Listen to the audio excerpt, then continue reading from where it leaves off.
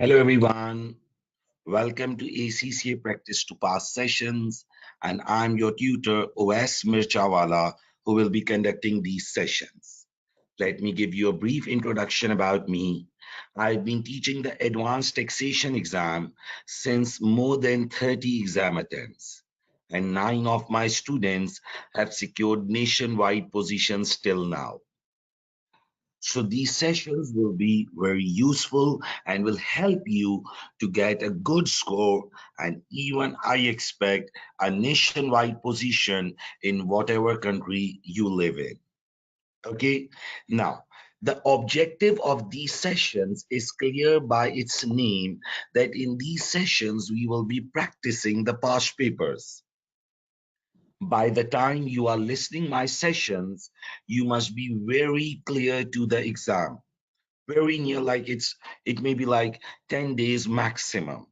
So by now I always advise to my students is that you people should be focusing more and more on practicing past paper. Okay, so objective of our session, if I make it clear so that we can have a good 12-hour sessions ahead, objectives of our sessions will be to practice past papers and to revise key exam concepts.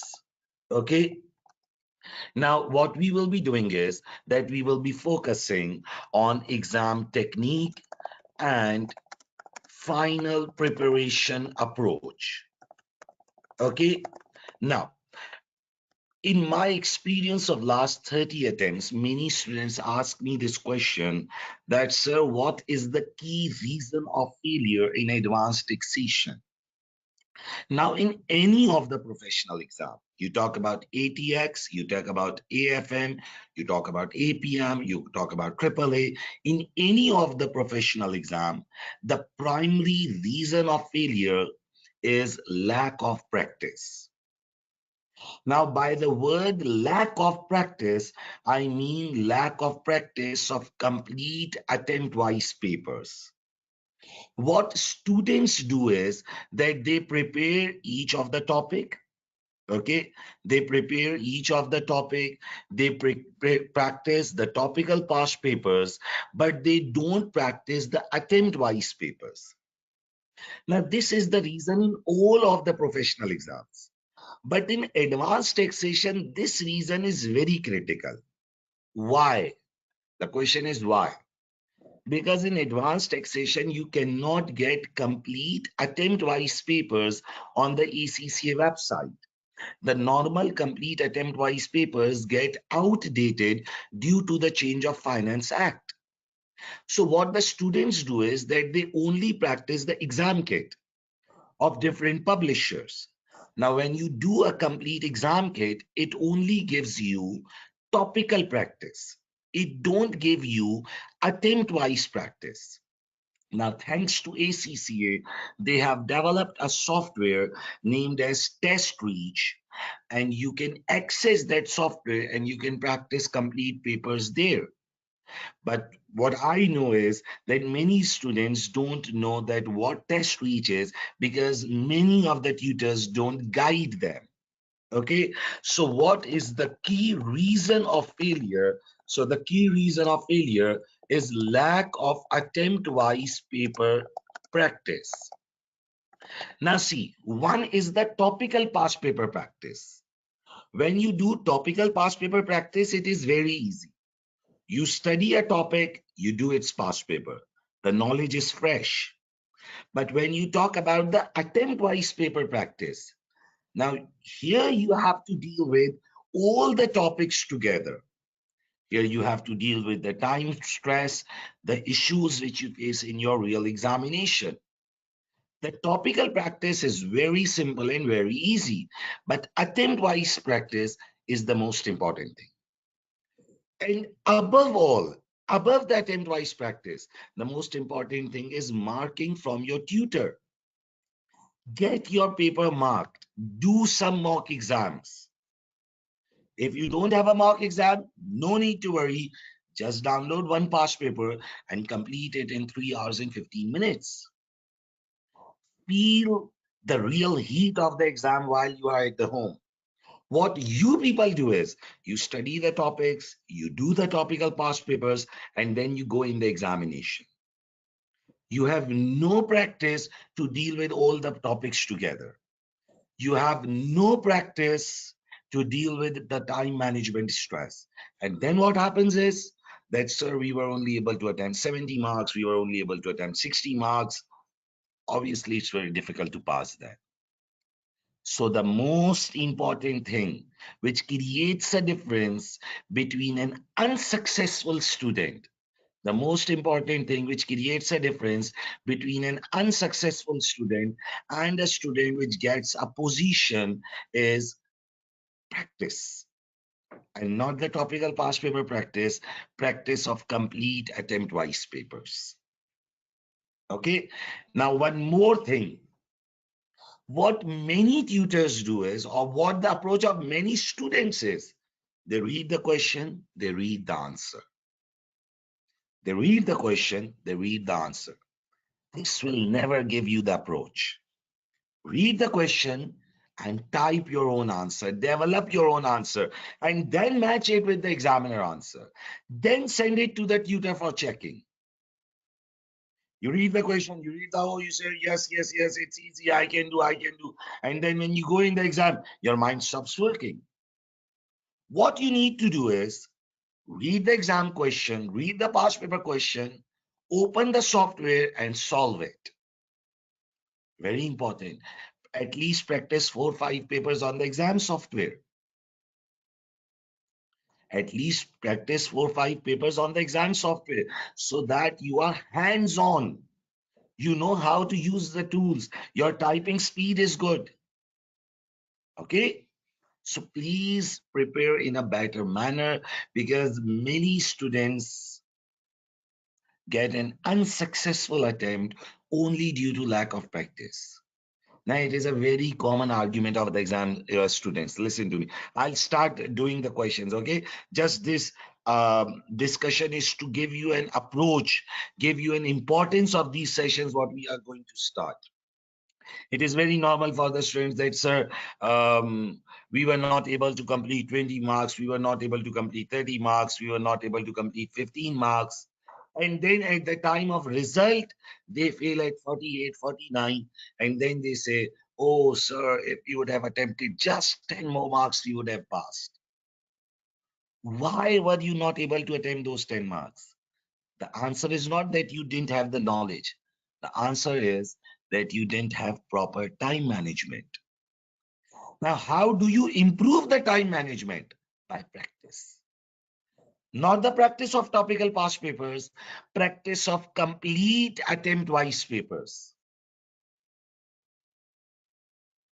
If I would have the control of the students' dockets and the admit cards, I would not have given the docket to the students until and unless they've at least practiced 5 past papers on the exam software.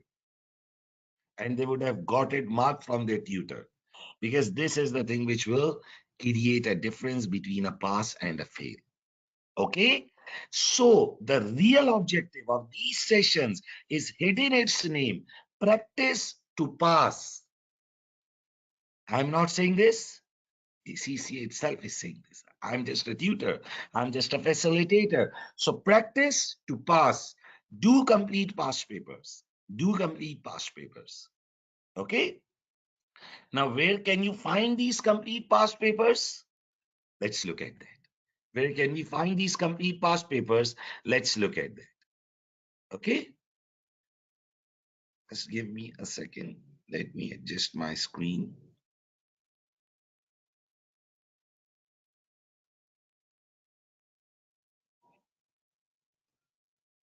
Okay.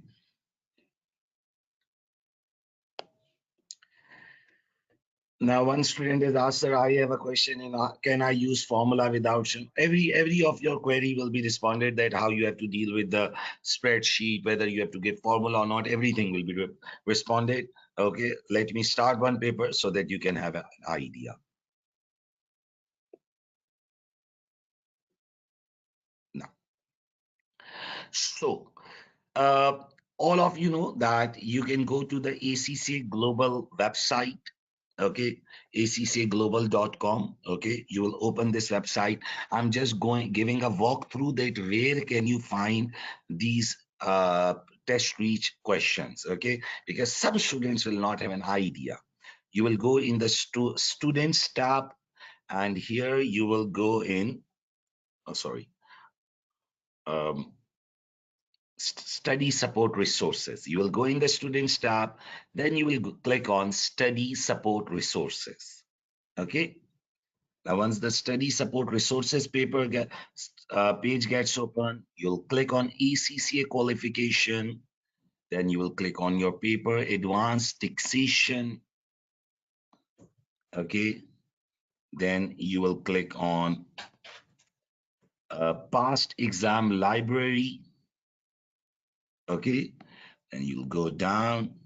Here you will select your variant. We are doing UK tax. Then you will click on View Exams. Okay, so here are the past papers. Okay, here are the complete past papers. Okay, now from here you can download and access the complete past papers. Now, if you want to access the computer-based software, you click on the advanced taxation. Here you go to CBE practice platform. CBE question practice, ACCA practice platform. Now, once you click here you can click on login to the practice platform, and now you will log in through your details. Once you will log in, you will come to this screen. You will come to this screen. Okay. Then on the right side, on this catalog, you will click on advanced taxation. You will click on your variant UK. You will click on ACC official resources, then past exam library, and here are the exam papers. Now, these are the exam papers which are updated. These are the exam papers which are updated according to the new Finance Act. Okay. Along with these, you can also do some practice exams. And along with these, you can also do the specimen exam. Is it clear? Now, today we are doing this December 2021 exam. You will click on assign. So the paper will come here. You'll click on assign. The paper will come on the left-hand side, and then you'll click on start. Okay. Now, one very good thing, ACCA has uploaded one mock exam for you people also. You must also be getting emails from the ACCA in this regard, so you can do the mock also. But before doing this mock, I will advise that at least complete 2 papers with me in these sessions, and then at the end of the session I'll give you one more paper complimentary, so you will have 3 practice papers with me, and then you will do the mock, and I want you all to do this mock and send me to marking. Okay, so how will we send you? This is my WhatsApp number, 00923458099831. Okay, so we will practice 2 complete papers during webinar, and sir will give 1 paper discussion at the end of session. So total 3 papers practice with sir. Okay, then you people have to attempt the mock. You people have to attempt mock and send it for marking. Okay, so make a promise that we'll attend all the given hours of the session. We'll attend all the given hours of the session, and we will also attempt the mock, and you people will send me for the marking. Okay, and hope so that all people who are attending this session, live or recorded, will be able to pass the exam in this exam attempt. So we are starting with December 2021 exam. I'm clicking on start. So let's start with it. These are some basic screens, introduction, Next. Some basic information. You all know that. Obviously, you people have given many exams till now. Next. And here the exam paper starts. Okay, you all know that question number 1 is for 35 marks, question 2 is for 25 marks, and then question 3 and 4 each for 20 marks each. And then the paper starts. Now, many students ask me this question, one more important question. So, what should be the sequence? What should be the sequence of doing the exam paper? Should we do question 4 first, or we should do question 3 first? What should be the sequence? How we should be attempting the questions? Like, we should be doing with which question first, or what should be the approach? Okay, so my advice here would be that there is nothing like that. Just start with the question number 1. Just start with the question number 1, and if you feel any requirement as difficult, if you feel any requirement as difficult, if you feel any requirement as problem, just skip it. It's for some time. Just leave it for some time. Now, since the paper is like computer based, you can skip the requirements in between. Okay, and you can come back and do that later. Now, one student has sent a question that, sir, it will be very good if you could revise the rules with us first. See, I'll repeat the objective of the session again. I'll revise the rules, but try to understand my approach. We are just 10 days away from the exam. Now, whoever is listening to this session, it's just very close to the exam. If I'll teach the topic and then I'll do the topical past paper practice, it will not be too much beneficial. This is what you have been doing entire session. Now, the key thing which you need to do is that you have to practice the complete papers now. Now, what I will be doing is that when we will be doing these complete papers, these are my summary notes. They are also attached in the handout tab.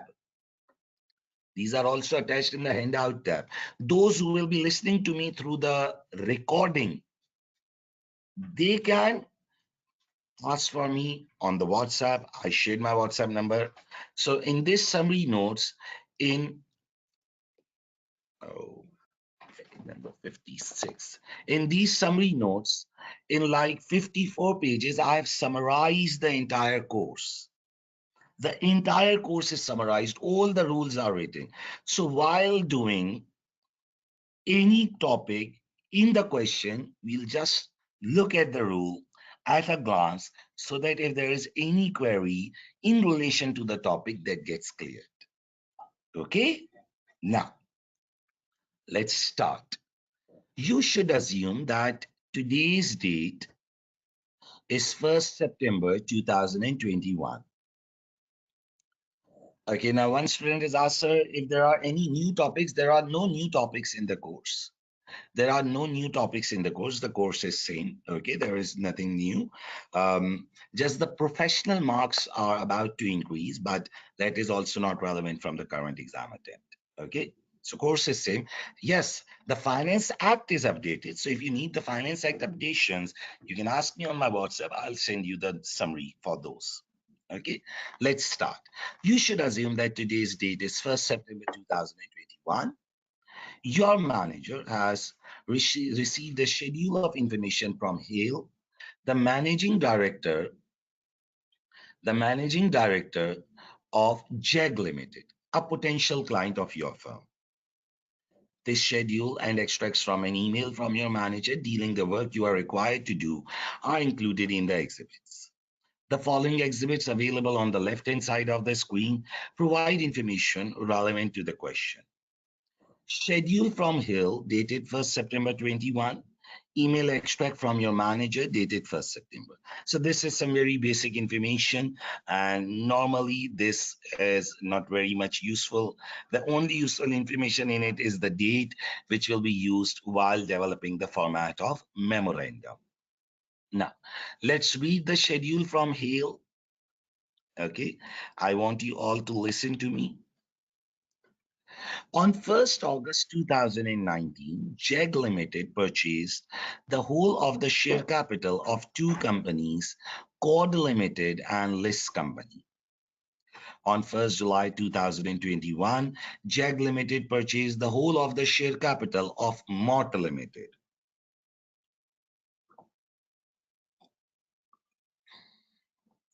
All four companies in the JEG Limited group prepares accounts to 31st March each year and are budgeted to be profitable in the year ending 31st March 22.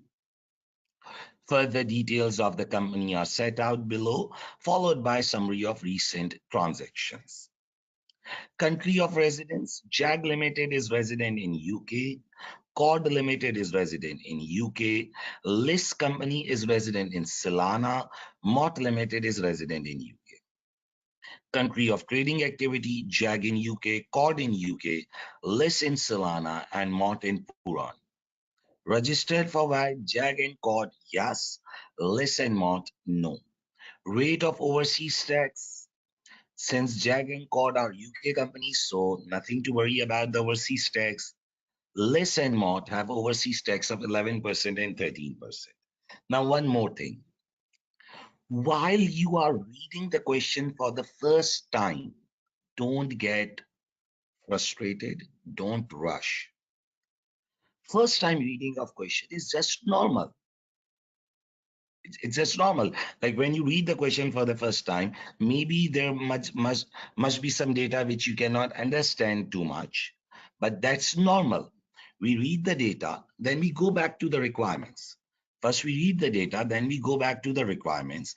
Once we read the requirements, we come back to the data again. So some students ask me that, sir, isn't it good to read the um, requirements first? Yes, you can do that, but in advanced taxation, specifically, when you talk about the requirements are not too much useful until you have identified the data in the question. Okay. JAG Limited purchase of business. On 1st February 2021, JAG Limited purchased the trade and assets of a business. The only significant asset of the business was its production line, which consisted of three large items of fixed machinery. JAG Limited paid 290,000 for these machinery. Cord Limited. Cord Limited is experiencing cash flow problems. On 30th June 2021, it sold its business premises to an unconnected party for 485,000, resulting in a chargeable gain of 247,000. This building was entirely used in Cord Limited's trade throughout the period it was owned. Cord Limited now trades from rented premises. On 1st August 21, it used 120,000 of the sale proceeds to purchase 8 delivery vans for use in its trade. List Company. On 1st July 21, List Company purchased a building situated in Silana for 170,000 pounds. This building was immediately bought into use in List Company trade. List Company manufactures industrial equipment which it supplies to customers in Silana and in other countries. It is intended that JAG Limited will purchase components from List Company and import them for use in its own manufacturing trade. In the view of low rate of business tax in Silana, I am considering pricing strategies which would maximize the profits of the group, which are taxed there. So he's thinking about some transfer pricing. He's thinking about some pricing strategies. So you people should remember the rules of transfer pricing here. Okay, you people should remember the rules of transfer pricing here. Okay, now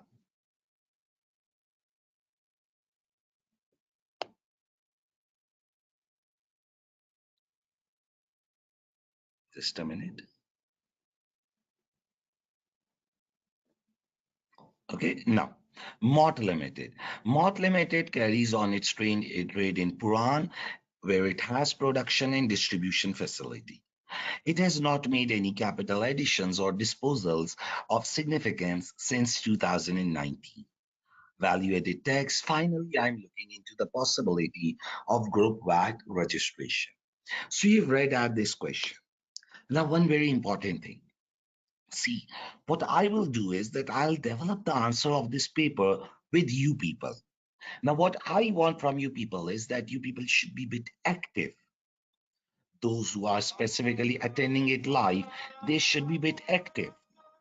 Okay, those students who are attempting it live, I want them to be a bit active and respond to me through the chat box, through the questions tab. You can respond to me through that so that we can discuss and we can evaluate the things in a more better manner. Okay, now we have an email from the manager. Let's look at that, what the email from the manager is saying. Okay, now um, when we look at the email, this will give us the more specific detail. I expect that JAD Limited Group to be exciting new client for our firm. Hale has ambitious plans, and although we advise a number of corporate groups, this will give us our first experience of companies operating through permanent establishments situated overseas. I can confirm there is no double tax treaty between the UK and either the country of Silana or the country of Puran. Neither Silana nor Puran are the members of European Union. There are no control foreign company implications for you to consider. Please prepare a memorandum for the client files consisting of the work set out below. Part A, becoming tax advisors to JAG Limited Group. Okay, now we are starting with the first requirement. He has asked us to prepare a memorandum for the client files. He has asked us to prepare a memorandum for the client files, and the part A is that we have to comment on becoming the tax advisor to the JAG Limited group of companies. Set out the information we require and the actions we should take before we agree to become the tax advisors to JAG Limited group of companies. Now, this is simply the requirement of ethics. This is simply the requirement in relation to ethics. Now, here what you need to understand is that in advanced taxation exam, we get a requirement of 5 marks in relation to ethics. We get this requirement of 5 marks in which the examiner asks us about the ethics. So whenever you get such a requirement, it is a very simple requirement. Now, when you do the past papers, there are like 4 or 5 bunch of requirements in relation to ethics which he asks normally. In relation to ethics, there are 4 or 5 bunch of requirements which he asks normally. So what you can do is that you can prepare those bunch of requirements. What you can do is that you can prepare those bunch of requirements so that you can get this easy score. Becoming tax advisor to JAG Limited group of company. Now, this is a simple requirement of ethics. That what is the information and the actions which we will take. We will look at their proof of identity. We will look at their business legitimacy of the business. We will look about the address of the directors, those who control the company, some simple information. And we will look at the competency of the firm. We will take the clearance from the previous tax advisor. So this is simple 5 marks. The examiner normally gives assignments of 5 marks in advanced taxation exam. What you need to do is that you need to prepare these requirements through past paper practice. Okay, like when you will do 5-6 past papers, you will be able to deal with all of these bunch of requirements. Okay. Now, how many marks for this first requirement? So it's, if you look here, becoming tax advisor to JAG Limited group of companies, it's 5 marks. We have to prepare memorandum as requested by the email. Now, we'll just do with these easy first 5 marks. Let's look at it. I want you all to concentrate on it so that you people can understand in a better manner. Okay. Now, question number one, JAG Limited Group. Okay, we are preparing a memorandum since it's the question number one and we have professional marks in it. You can see here professional marks will be awarded for the approach taken to problem solving, the clarity of the explanation, the effectiveness with which the information is communicated, and overall presentation and style of memorandum. Now, either the examiner asks memorandum or he asks us about the uh, meeting notes. Either he asks the memorandum or he asks the meeting notes. Now, it's always the same. You use the normal format. Okay. So this memorandum will be filed in text files. We are the tax senior or manager in this question. Okay. Client name is JAG Limited Group. Client name is JAG Limited Group. We need to give the date and the subject is group tax planning matters. Okay. Now, where can we get the date? I'll click here, close all the tabs. The date is 1st September. Okay. The date is 1st September 2021. So 1st September 2021. So please don't forget to make this format in the question number one. It will give you easy 1 mark. Maybe this will be the difference between the 49 and 50 gap. Okay, so this will give you an easy 1 mark. Now, let's start with the first requirement. Becoming tax advisor to JAG Limited group of companies for 5 marks. Okay, yes, anyone. What are the matters and actions which we should consider before becoming the tax advisor? Anyone, please start corresponding with me on the questions tab. Okay, I want you all to be communicative. Okay, set out the required information we require and the actions we should take before we agree to become tax advisor. Yes, one student has written that, sir, we'll talk about the money laundering issues. Okay, we'll talk about the money laundering issues. Okay, we'll think about the company's source of income, the director's presence. Okay, guys, I'll take a 10 minutes break. I have to go for the prayers. Basically, my timing difference and your timing difference is different. Different.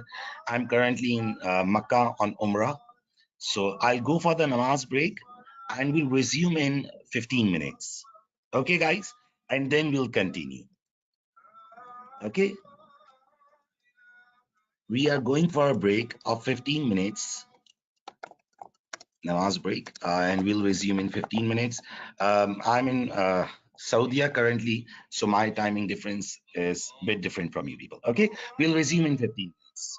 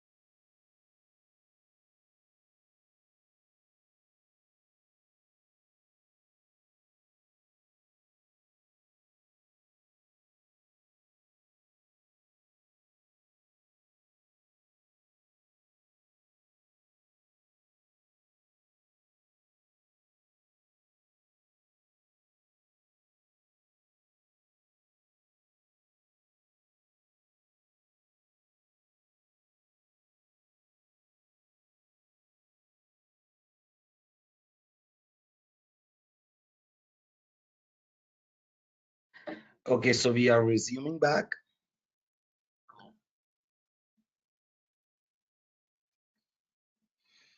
Just a second.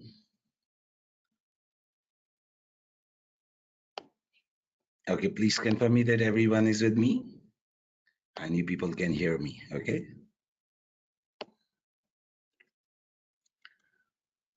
So we were doing this first requirement, becoming a tax advisor to JAG Limited group of companies. Set out information we require and the actions we should take before we agree to become tax advisor to the JAG Limited group of company. Now you all know that this is a standard requirement of ethics. Now there are a bunch of requirements, as I was talking before the break, that he asked about that what are the matters you will consider before accepting to be the client. And then one standard requirement is if the client is doing any wrong activity, what are the actions you will take?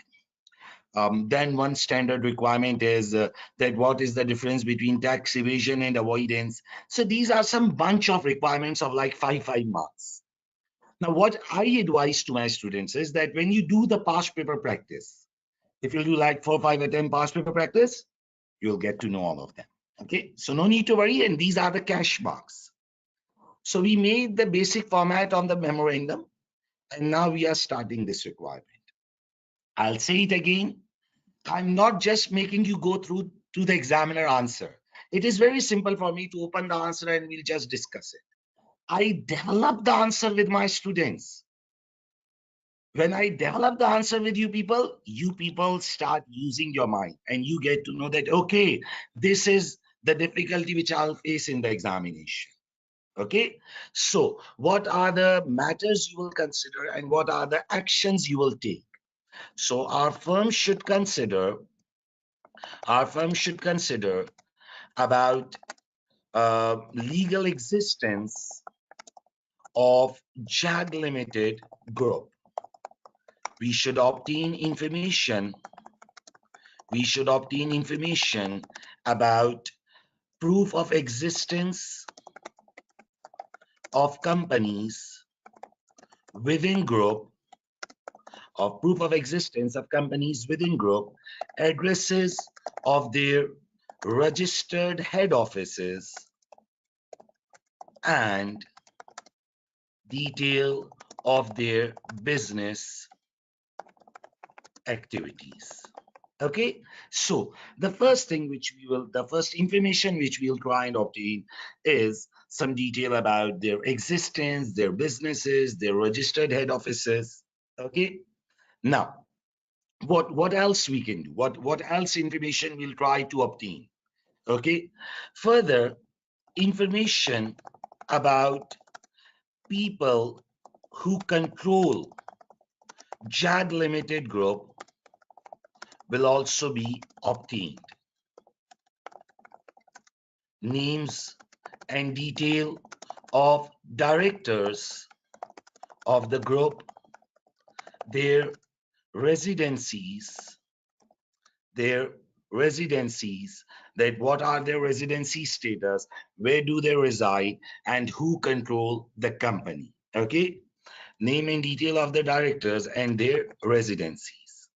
Okay, what now see, the first is I'm writing about the information which we will obtain, and then we will discuss some of the actions also. Now these are the informations which we will obtain. We will obtain information about their registered head offices. We will obtain information about their proof of existence. We will obtain information about the people who control the company. Okay, information group structure group structure will also be obtained that what are the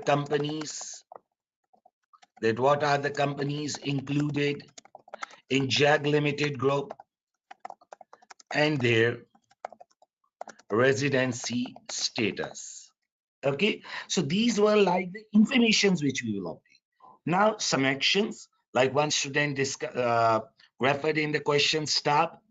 Our firm should take professional clearance from previous tax advisor of JAG Limited Group to gain detail about their reason of termination and any ethical issues if exist, if they exist. Okay, what else we can do? We can think about the competency of the firm, because if you read the email exhibit from your manager, here, I expect that JAG Limited Group to be an exciting new client for the firm. Hill has ambitious plans, and although we advise a number of corporate groups, this will give us our first experience of company operating through permanent establishments situated overseas. So we should think further. Our firm should evaluate its competency to deal with JAG Limited Group. Okay, our firm will be dealing for the first time with a client having an overseas permanent establishment. Okay, we should make sure that we have relevant competencies to do work of JAG Limited Group with due care. Okay, so if you look at my answer, see, I'll say it again. What I try and do is that I write like a student. This is how you will draft in the examination. You can think about the integrity of the client. Very good. You can think about the integrity of the client. There are any ongoing investigation, any money laundering issues also. Okay. Now, one student has asked me that, sir, is it okay to present the answer in form of bullet points? It's not advisable. What you can do is that you can make the small paragraphs like I have made. Don't use these bullets. You can use them, but try and use them less. The examiner used them in its answer, but use them less. Instead of these bullets, make small paragraphs. The benefit of making these small paragraphs is that you will be able to identify that, yes, 1 mark is done, 2 marks are done, 3, 4, 5. Like in all these small paragraphs, I discussed separate information. Okay. Now, very good question. So, should we use the Word or Excel while answering the question? Now, it is completely your choice. It is completely your choice. But if you ask me for my opinion, my opinion is that stick to the word processor only. Use this manual calculator. You can take the calculator with you in the exam. Use this manual calculator and stick to the word processor screen only. Now the question is, sir, that why you are advising us so?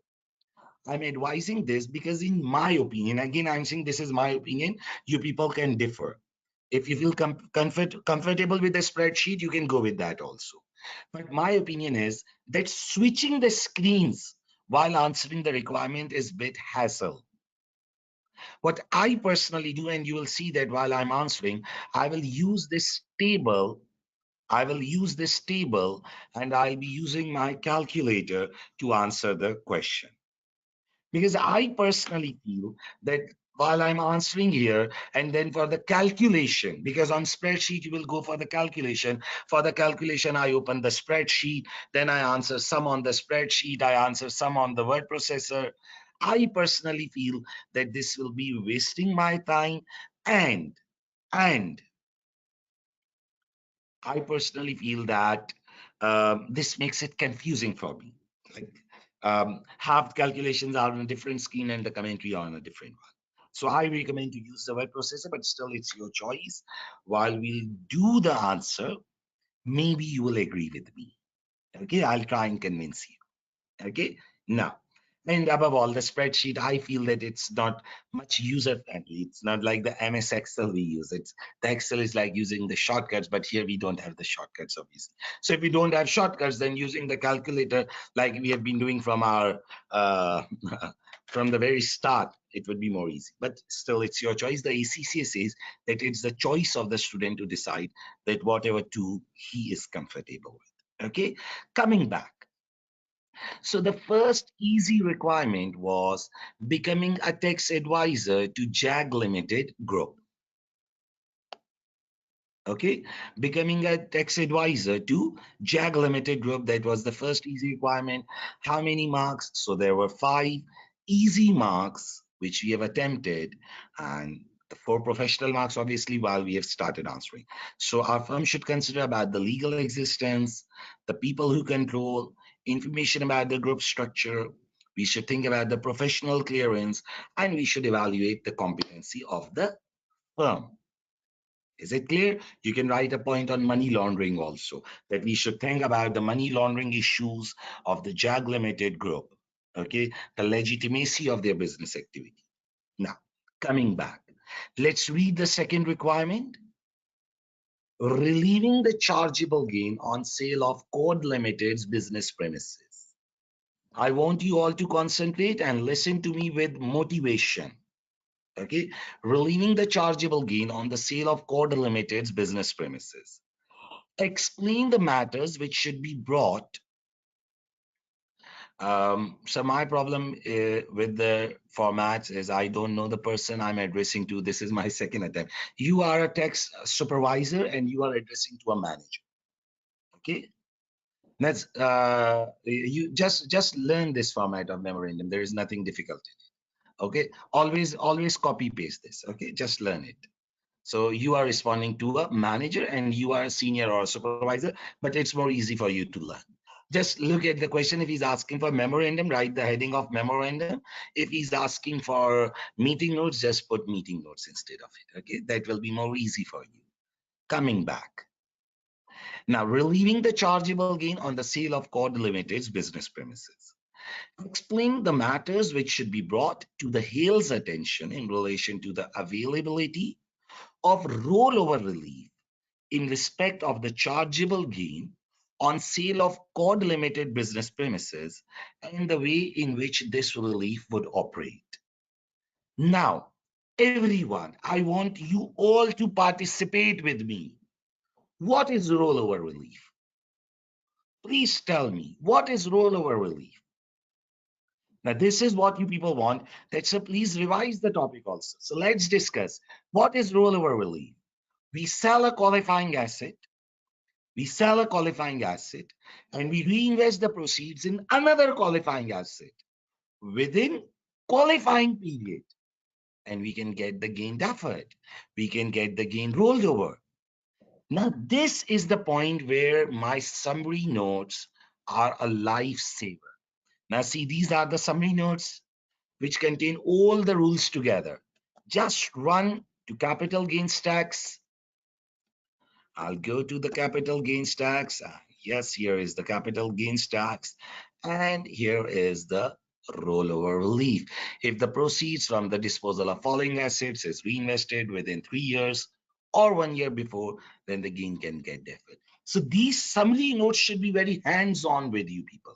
You people should be very fast in circulating the summary notes, because these summary notes will help you while you are doing the past papers. It's like just 54 pages and they are attached in the handouts tab for those who are attending live and those who will be attending through recording. You can ask me on the WhatsApp. I'll send them. I have shared my WhatsApp number at the start of the session. Okay, coming back. Explain the matters which should be brought to Hale's attention in relation to the availability of rollover relief in respect of the chargeable gain on the sale of Code Limited business premises and the way in which this relief will operate. If I look the requirements, it seems to be an easy 9 marks requirement. I'll bring it here on my screen and then we'll go back and read the question details once again. So this is my second requirement. Okay, now let's go to the schedule and read it one time again about some Cord Limited business premises. Cord Limited is experiencing cash flow problems. On 30th June 2021, it sold the business premises to an unconnected party for 485,000, resulting in a chargeable gain of 247,000. The building was entirely used in Cord Limited's trade throughout the period it was owned. So this is the business premises which are being sold. Cord Limited now trades from rented premises. On 1st August 21, it used 120,000 of the sale proceed to purchase 8 delivery vans. Now you need to be clear here that delivery vans do not qualify for rollover relief.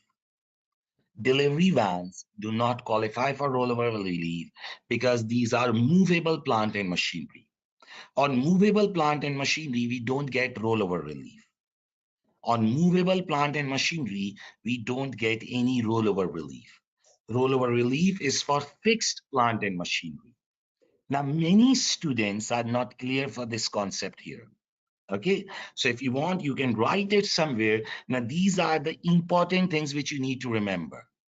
Okay, so rollover relief is not available on movable plant and machinery. So on these 8 delivery vans, there will be no rollover relief.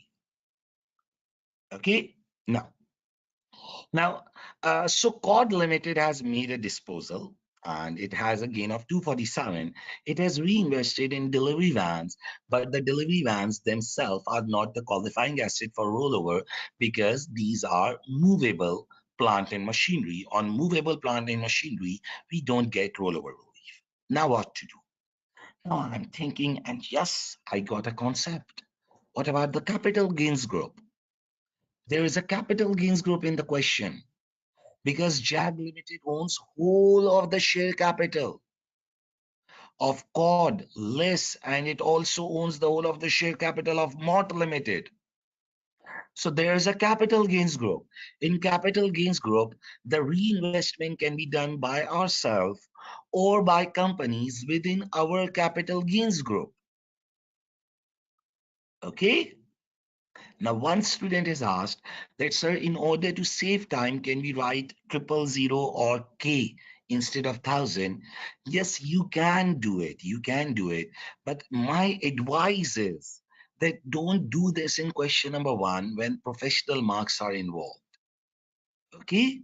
Now, let's come and write developing the answer because it's a 9 marks requirement.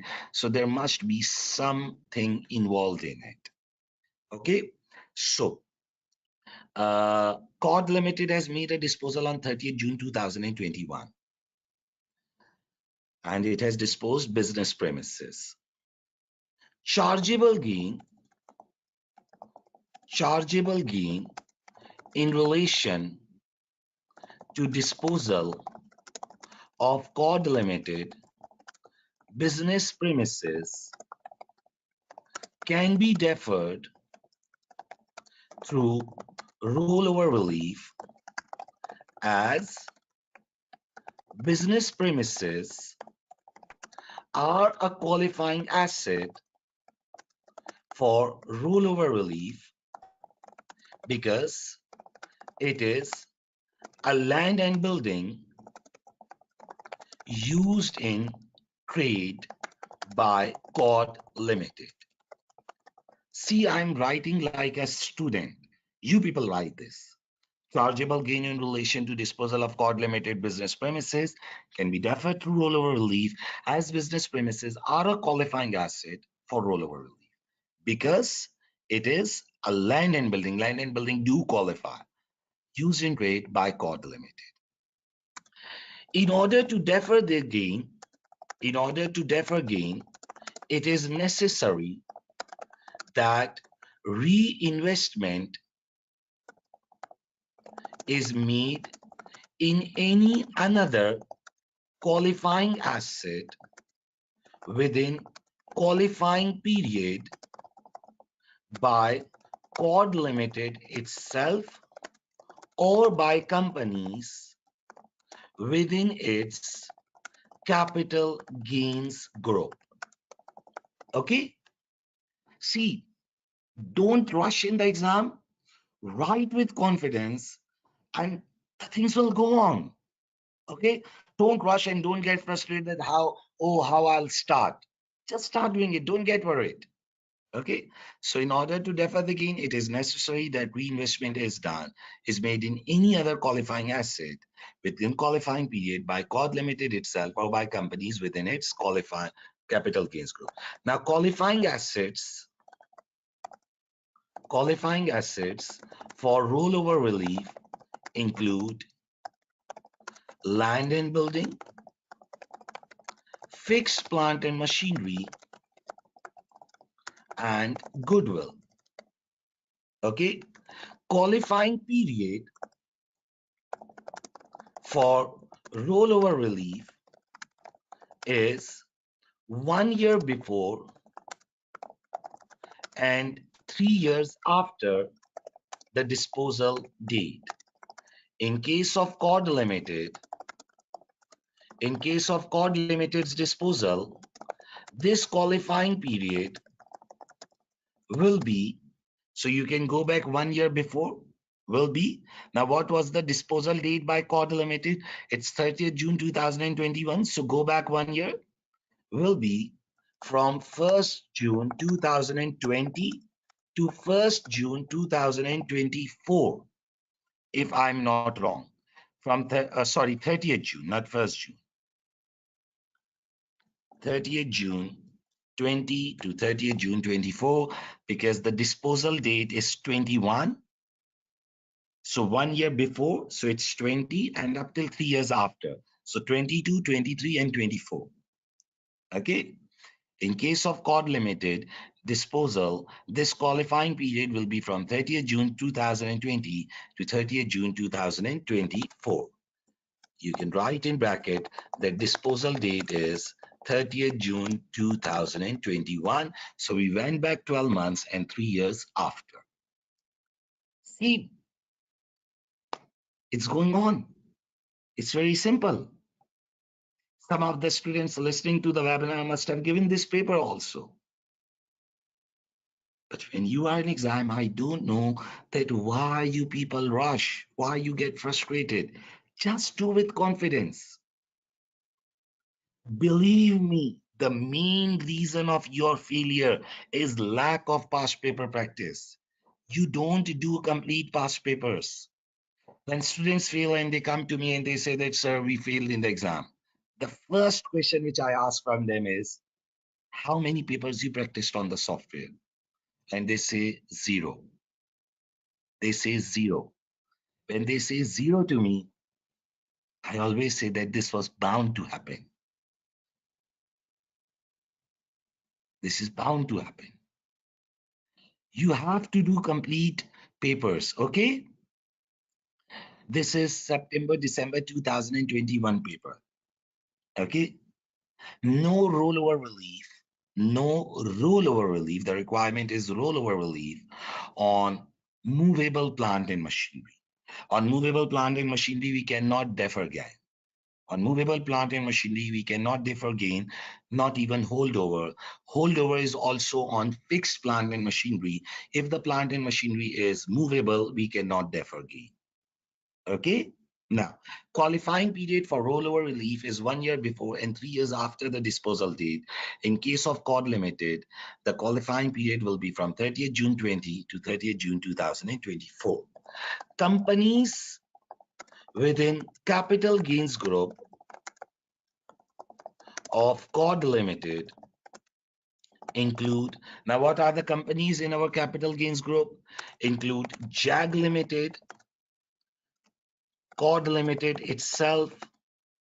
The third one was List Company, if I'm not wrong, because all the companies are owned 100% by the JAG Limited itself. List Company and Mott Limited. List Company and Mott Limited. For capital gains group, parent company must own at least 75% direct holding and 50% indirect holding. In case of Cod Limited, all the companies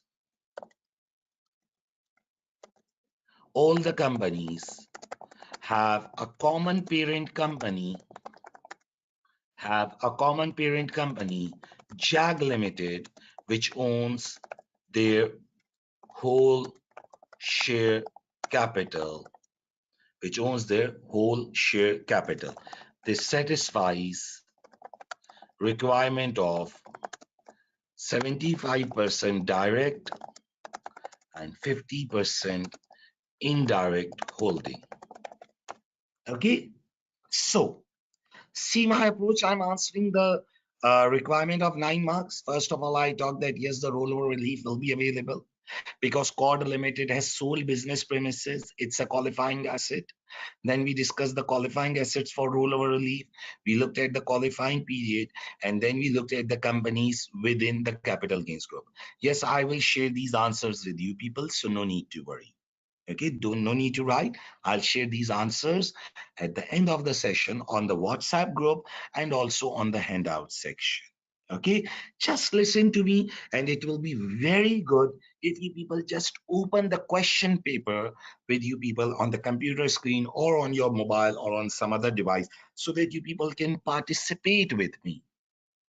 Okay, so now we have written the companies within the capital gains group. Now let's look at the companies which have made the reinvestment. Now Cod Limited itself has reinvested in 8 delivery vans. So let's first comment on the Cod Limited itself. Okay, Cod Limited itself has reinvested in 8 delivery vans on 1st August 2021. On this reinvestment, rollover relief will not be available as these are movable plant and machinery, and on movable plant and machinery on which rollover relief is not available. Okay, so let's hit the Cod Limited first.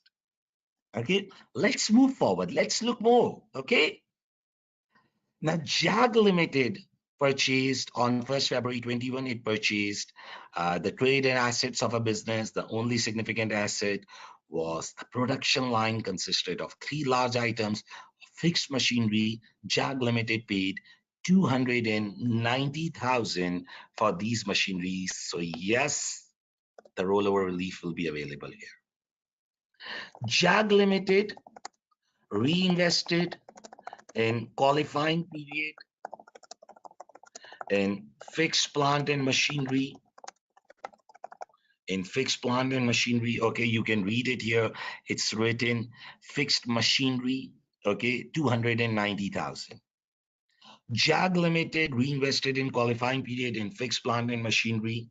Okay, this will invested in qualifying period in fixed plant and machinery on 1st February 2021. So yes, 1st February 2021 is in the qualifying period because the range is from 30th June 20 to 24. This will qualify for rollover relief. Okay, reinvestment amount is, how much is the reinvestment amount? Is 290,000 if I'm not wrong. Yes, reinvestment amount is 290,000, but the Cod Limited premises were sold for 485,000. Reinvestment amount was 290,000. This can defer part of the gain of Cod Limited business premises as proceeds of business premises were how much? Were 485,000. Okay, so JAG Limited reinvested in qualifying period. Defer means that the gain will be charged later, rollover. Okay. JAG Limited reinvested in qualifying period in fixed plant and machinery on 1st February 21. This will qualify for rollover relief. Reinvestment amount is £290,000. This can defer part of the gain of COD Limited business premises as proceeds of business premises were 485,000. See if any other company has done reinvestment. List company. On 1st July 21, List company purchased building situated in Silana for 170,000. Now, this was a very good thing he asked in this exam. I have a question. Do we get rollover relief on foreign assets? Do we get rollover relief on foreign assets? So the answer is no. No. Okay. List company is a non-UK resident company and it has purchased the asset for business in overseas. So there will be no rollover in it. If the company would be UK resident, if the company would be UK resident, then rollover would be available if it would have been purchasing the asset for its overseas permanent establishment. Then the situation would be different. But here, list companies, non-UK resident and non-UK resident company purchasing asset for its non-UK business. So the simple answer will be that non-UK resident companies cannot get privileges of capital gains group. If you remember the capital gains group, if you go in the topic of the capital gains group, I'll go to corporation tax, just open the summary notes. I'll go in the capital gains group, and here you can have a point on overseas companies. If you can look here, overseas companies can be part of capital gains group, but they cannot claim any privileges. Okay. So list company has also invested, but list company cannot get the privilege. List company has also invested in a building,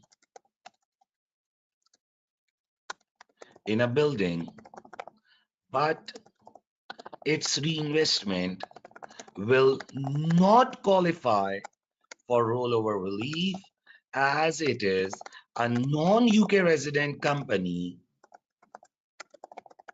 and non-UK resident companies cannot get capital gains group privileges. Okay. If listen to me, if list company would be a UK resident company, I'm using word if, list company would be a UK resident company and it would be reinvesting in its foreign permanent establishment. Permanent establishment means a foreign branch. Then rollover relief would be available. But the company should be UK resident. Here the company is not UK resident. When the company is not UK resident, it's very simple that there is no privilege for non-resident companies. I'll repeat it again. The capital gains group privileges are only available to those who are UK resident. This is the very basic thing. We have already studied this. Here the list companies are non-UK resident companies. But sir, now we have a question. If list company would be UK resident, if list company would be UK resident and it would be purchasing any asset for its overseas branch, yes, then rollover relief would be available because the company would be UK resident. For overseas branches, everything is treated that they are of UK. Okay. So list company has also invested in a building, but this reinvestment will not qualify for rollover relief because it's a non-UK resident company. And as far as MOT company is concerned, it has not made any capital additions or disposals of significance since 2019. Okay, only qualifying reinvestment is of JAG Limited only qualifying reinvestment is JAG Limited, which is of 290,000 in fixed plant and machinery. Okay, this is the only qualifying investment. Now, it is not necessary to put the sign of pound. What I have done is that you can go here and from symbol you can add the sign of pound. But what I do is that I add it one time and I use Control C to copy it. I use Control C to copy it. Okay, and then every time I just paste it so it saves time. Okay, but if you sometimes if you forget to use this sign, that's not a big deal. Okay, how to add automatically commas in numeric values? No, there is no automatic. You have to use the comma on the keyboard. Okay. Now let's add a table. Okay, so chargeable gain on sale of business premises. What was the chargeable gain on sale of business premises? Can you people tell me? So the chargeable gain was 247,000. The chargeable gain was 247,000. So 247,000 is the chargeable gain. We will deduct rollover relief from here. Okay, and then we will get chargeable now. I hope you all remember that how the rollover relief operates. Do you people remember or you have forgotten? Please tell me.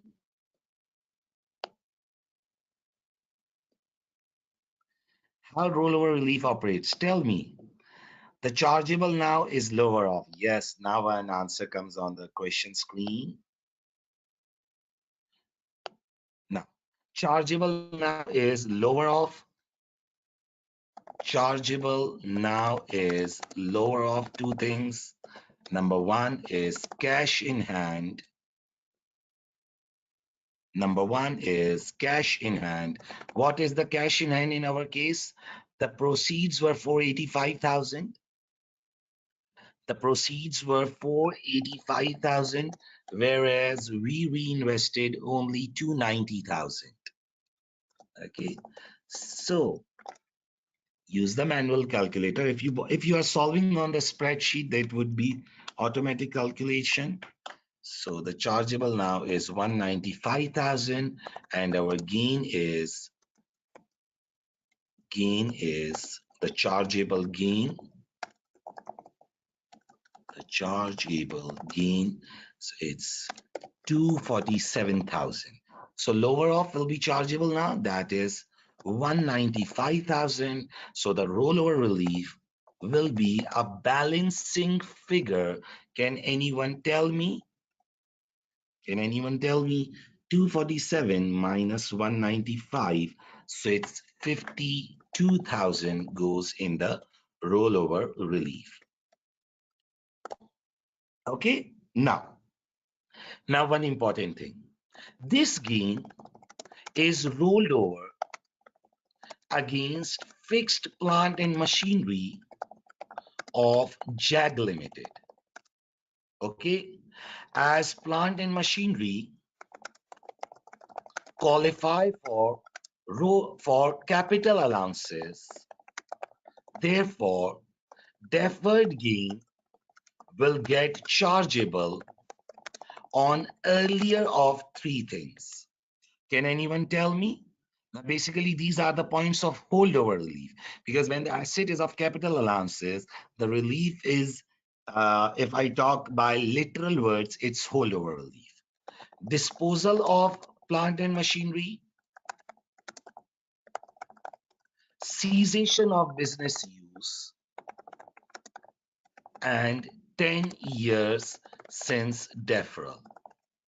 Okay, it is possible that if any other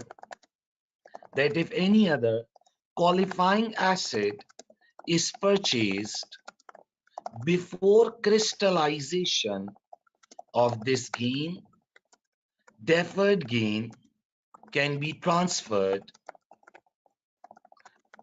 against base cost of that asset. Okay, I will repeat it again because I believe that some students might not be very clear in this concept. Some students might not be very clear in this concept because this is a very rarely examined issue. Okay, now for those students who say that, sir, please teach us some topic. When I teach you the topic, you will never be able to go these petty issues of the course. If I'll just teach you the rollover relief, you'll never be able to hit this petty issue. For these petty issues, you need to do the past papers, because when you look at the scenario, now the petty issues get relevant. Now listen while I repeat this. First of all, right, it will be very important if you make a note somewhere. For movable plant and machinery, there is no deferral. For movable plant and machinery, there is no deferral. No rollover, no holdover. For movable plant and machinery, there is no deferral, no rollover, no holdover. For fixed plant and machinery, you can go for deferral. But if it is an asset eligible for capital allowance, then by literal words, we are going for holdover relief. Okay, but examiner don't uses the word of holdover. He simply use rollover, because by rollover he means deferral. By rollover he means deferral. Since the gain is getting deferred against the plant and machinery, which is an asset qualifying for capital allowance, so the gain will be deferred but due through holdover, and the gains of holdover get chargeable when the plant and machinery is disposed of, when the business use is ceased, or when there is seizage, or when there are 10 years completed since the deferral. Now, listen to me. In normal rollover relief, there is no 10 years limit. In normal 10 rollover relief, there is no 10 years limit. The rollover relief is unlimited. The rollover relief is unlimited. It goes on. But this holdover gets crystallized. By word crystallized, I means chargeable. By word crystallized, I means it becomes chargeable. So the rule is that before this gain becomes crystallized, before this gain becomes chargeable, you can transfer this gain to any other asset, which is a normal rollover relief asset. You can transfer this gain to any other asset, which is a normal rollover relief asset, so that this 10 years issue is ended. Now, what do I mean? See, we dispose the business premises. Please listen to me. We dispose the business premises. We reinvested in fixed plant and machinery. We reinvested in the fixed plant and machinery. The gain has got deferred. The gain has got crystallized, or the gain has got deferred. It's not getting chargeable. It has got deferred. It has got rolled over. Okay, the gain has got deferred. But since the asset is a plant and machinery, it qualifies for capital allowance. The gain will get chargeable on 10 years. Okay, one student is saying that, sir, I'm confused between rollover and holdover. Let's take 5 minutes and revise this. Please listen to me carefully. What is rollover relief? You dispose a qualifying asset and you reinvest in a qualifying asset. Your gain gets deferred. This is rollover relief. It's simple. You dispose a qualifying asset, you reinvest in a qualifying asset within qualifying period. What are the qualifying assets? Land and building, fixed plant and machinery, and goodwill. Clear? Now one thing.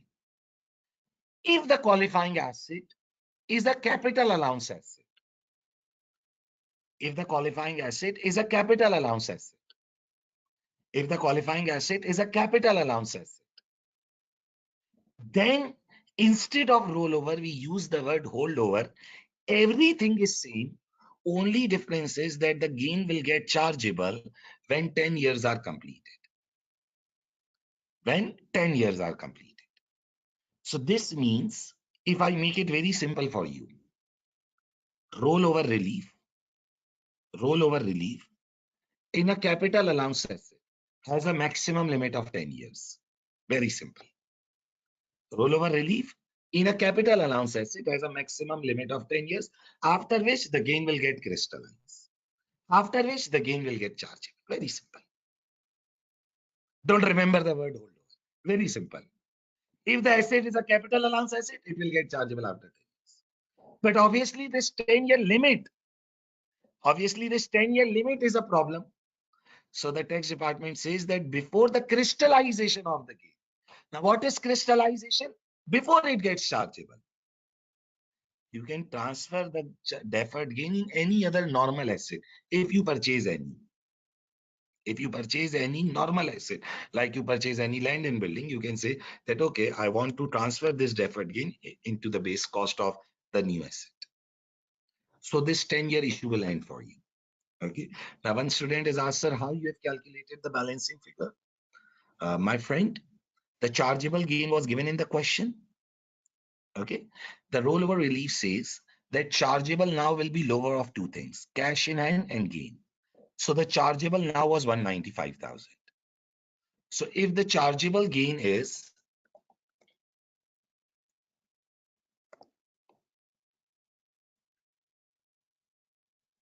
if the chargeable gain is 247,000 and chargeable now is 195,000, so automatically the balancing figure, the difference is 52,000, which is deferred. Yes, in capital allowance, I said maximum deferral period is 10 years. Okay. My friend, by the word transfer, I mean that what you can do is that if you purchase any other qualifying asset, now you or your companies within capital gains group, the 52,000 deferred gain, you can adjust it in the base cost of any other qualifying asset which you have purchased before this gain gets crystallized. So you get saved from this 10-year issue. Okay. Now, one student has asked, sir, please repeat the concept of this lower off. My friend, in rollover relief, the concept is that the gain which is chargeable now after adjusting rollover relief is lower of two things, your gain and the cash in hand. Your gain and the cash in hand. Because the tax department says that if you have some cash in hand, you should pay the tax. If you have some cash in hand, you should pay the tax. So we got proceed of 485. We reinvested 290. So our cash in hand is 195,000. Our cash in hand is 195,000. And our gain is 247. So the lower off will get chargeable now. When the lower off will get chargeable now, the balancing value will become the roll. Okay. Okay, now there are some more questions. Let me respond them one by one. Sir, sorry, got delayed in joining the class. This is December 2021 paper. You can complete the missed part through recording also, but from here you can join me. Through holdover relief is for depreciable assets. Yes, the holdover relief is for depreciable asset. My friend, I just taught the concept to one student like 5 minutes ago. I'll repeat it again. Just listen to me carefully. See, what is rollover relief? Rollover. Through rollover relief, we defer the gain. Just listen to me, very easy. Through rollover relief, we defer the gain. Okay. But if we are deferring the gain in an asset which qualifies for capital allowance, then we call it as a holdover relief. The only difference is that the gain will then get chargeable on 10 years. Okay. Everything is same, but the asset, if we are purchasing, is a capital allowance asset, the gain gets chargeable in 10 years. So in holdover relief, we don't adjust the base cost, rather we freeze the gain. Okay. Now, sir, can we say the depreciating asset word? Yes, you can say that also. So land and building are also eligible for capital allowance in form of structure building allowance. Yes, they are eligible. Yes, they are eligible, but structure building allowance will not affect the application of rollover relief. Okay, let's move forward. I hope that you are clear with it. So this was a 9 marks requirement. So we have done the first 14 marks of the paper. Let me give you a brief review. Memorandum, the format of the memorandum, it's better to learn it. It's better to learn it and remember it so that it's easy for you to get easy 1 mark. Okay. Now, there was a requirement in relation to ethics, becoming a tax advisor. Becoming a tax advisor to JAG Limited Group. So that was a simple requirement in relation to ethics. Then there was relieving chargeable gain on sale of co-delimited business premises. One student has asked, sir, that this rule of transferring the gain of holdover to rollover is possible in capital gains group, or it applies on individuals also? It applies on individuals also. Okay. If the question is of individual CGT, then this requirement applies in individuals also. Okay. Now, so chargeable gain in relation to disposal of co-delimited group can be referred to rollover relief, as business premises are qualifying asset for rollover. Okay. Now, qualifying assets include land and building, fixed plant and machinery, and goodwill. We talked on the qualifying period. Now, we talked on the companies within capital gains group. So first, I discussed the rules, the technical issues which are applicable. Then we picked up each of the reinvestment. COD Limited itself reinvested in 8 delivery vans. Now, the delivery vans do not qualify for rollover relief because they are movable plant and machinery. JAG Limited reinvested in qualifying period in fixed plant and machinery. This qualifies for rollover relief. List company do not qualify because it's a non-UK resident company. So there was only one qualifying reinvestment, and then we worked out the rollover relief. Is it clear, or is there any other query?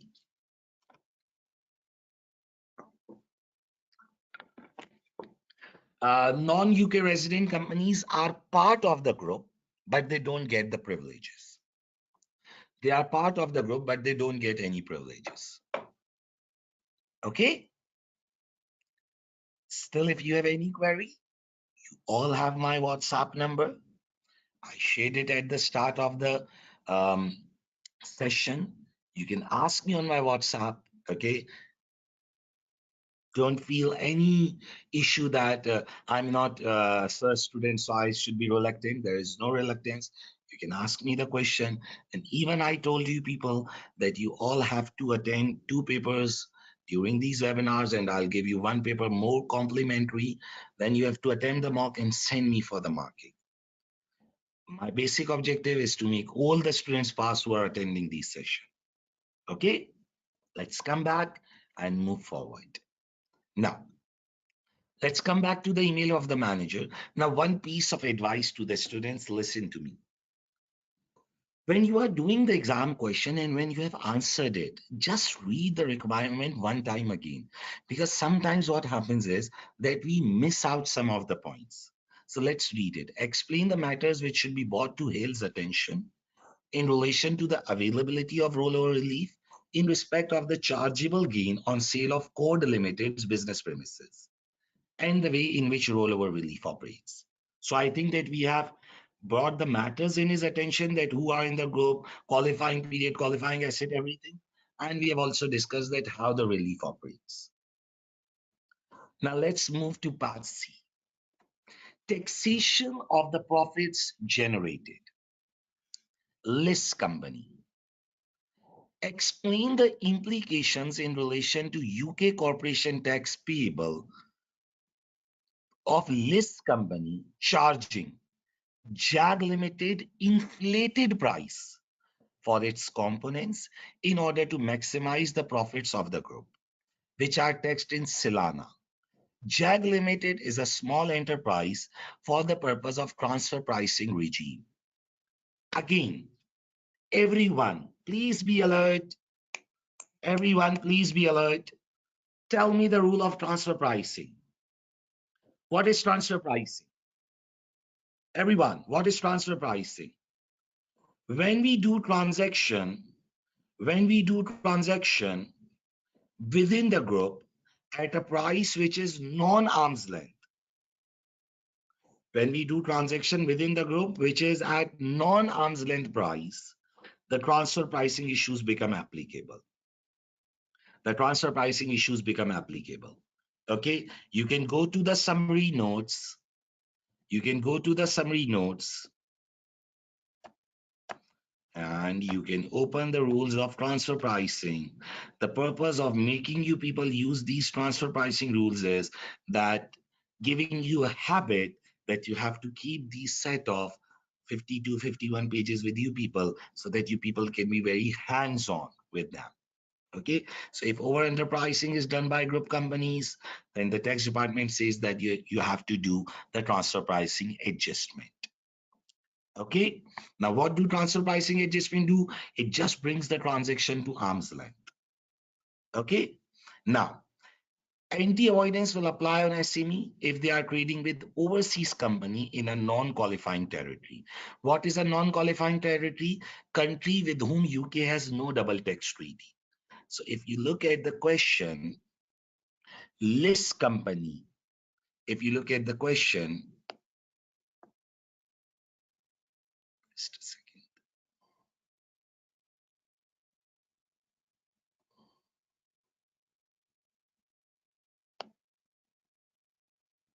If you look at the question, list company, uh, there is no double tax treaty between UK and either the country of Silana or the country of Puran.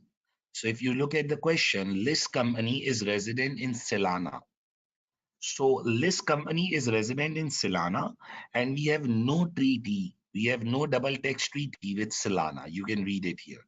So if the company is in a country with whom UK has no double tax treaty, we call it as a non-qualifying territory.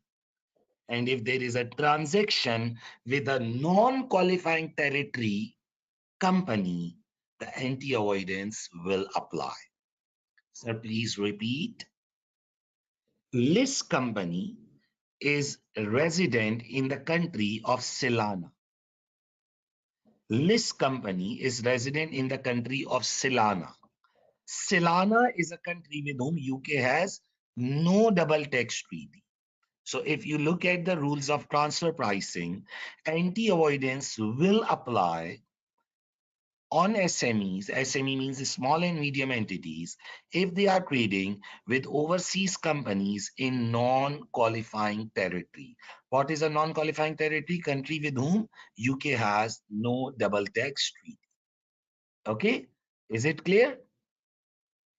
So anti-avoidance will bring the transaction to arm's length. Okay, so in relation to list company, we have to talk on this inflated price issue. Let's look at the requirement. Now, this is the total requirement of 9 marks, which include detail of MOT limited also. Now, one student is asked, yes, is anti-avoidance and transfer pricing one in the same thing? See, anti-avoidance is a broad thing. It applies on different situation. Anti-avoidance of transfer pricing says that the transaction will be converted to arm's length. What is anti-avoidance? Which stops the tax avoidance. So anti-avoidance is in personal service company also. Anti-avoidance is in inheritance tax also. In relation to transfer pricing, the anti-avoidance restricts over underpricing. Okay. Now, so taxation of overseas profits is in total. So we have to read MOT limited also. MOT limited. Explain the rate of corporation tax which will be suffered by MOT limited in UK on the profits generated by its permanent establishment in Puran. Now, if you look at the MOT limited is resident in UK. See, please participate. MOT limited is resident in UK. MOT limited is resident in UK. Okay, but it is operating through permanent establishment in Puran. MOT limited carries on its trade in Puran. MOT limited is resident in UK. MOT limited is a UK resident company. So what he's saying here is the rate of corporation tax which will be suffered by MOT limited on the profits generated by its permanent establishment in Puran. Everyone, I have a question. If you have an overseas permanent establishment, if you have an overseas branch, how do you tax it in UK? If you have an overseas branch, if you have an overseas permanent establishment, how do you tax it in UK? Sir, please make me revise the rule. Okay, so just go up, overseas companies. Here is the overseas companies. Okay, and here comes the overseas branch permanent establishment. It is treated as the same as a UK entity. Okay, it will be taxed in UK. It will be treated same as the UK entity. It will be taxed in UK. It will be taxed in normal manner. Okay, unless you have claimed the exemption. Unless you have claimed the exemption. So, what did he ask? The rate of corporation tax which will be suffered by Mott Limited.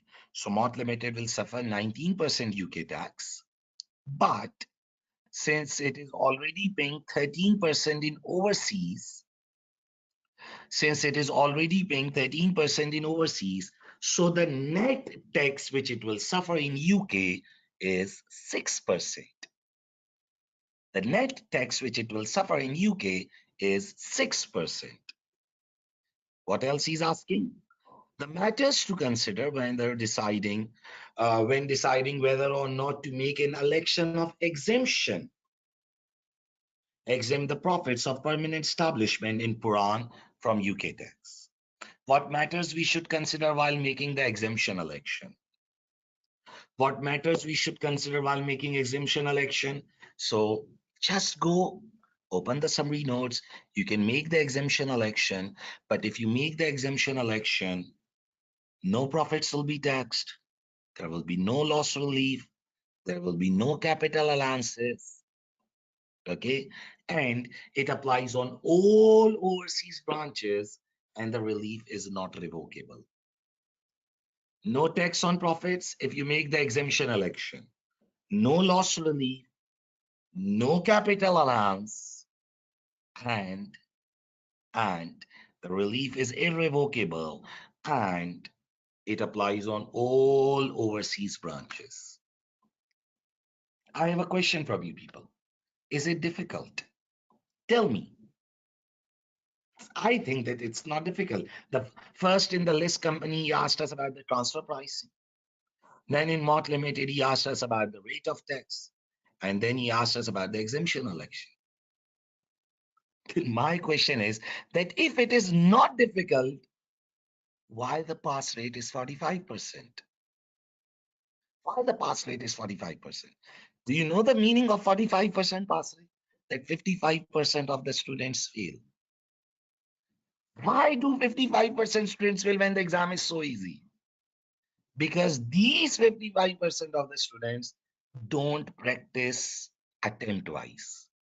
I will make it clear. You people do practice, but you people practice topic-wise. You study a topic, you do a past paper. You study a topic, you do a past paper. Advanced tax is such a big paper that when you look all the rules together, you get mixed up. The rules start running out of the mind. When you look the entire paper together, the rules start running out of the mind. So the most important thing which can increase your chances of passing the exam, that you have to do the complete papers and at least 5 papers before going to the exam on the software in the time restriction. Okay, the mock paper is given to you by the ACCA. ACCA has been emphasizing on this issue since last several attempts that do complete attempt-wise papers, do the mock exams, and send them to your tutor for marking. If you don't have a tutor, send me. I'll mark one paper for free to all of the students who are listening my webinar. Okay, so taxation of profits generated overseas. The summary notes of law are the file which is attached here in the handouts. The document which I have opened on my screen is the complete booklet of my advanced tax. This includes the practice questions and everything also.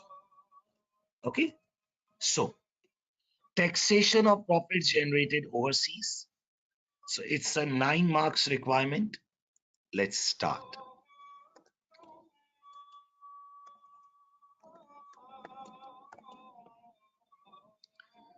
Let's start. Taxation of profits generated overseas.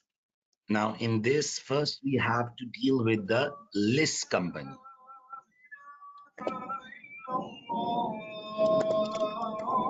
Now, for list company, what did he ask? Explain the implications in relation to UK corporation tax payable of list company charging JAG Limited inflated price. Charging JAG Limited inflated price for its components in order to maximize profits of the group, which are taxed in Silana. JAG Limited is a small enterprise for the purpose of the transfer pricing regime. So, if list company will charge inflated prices to JAG Limited for components it is selling, then it will come under rules of transfer pricing. Then it will come under rules of transfer pricing. Why? List company is controlled by JAG Limited as it owns 100% shares in list company. Okay, charging a non-arm's length price will be subject to transfer pricing rules. Okay, if list company will charge inflated prices to JAG Limited for components it is selling, then it will come under rules of transfer pricing. List company is controlled by JAG Limited as it owns 100% shares.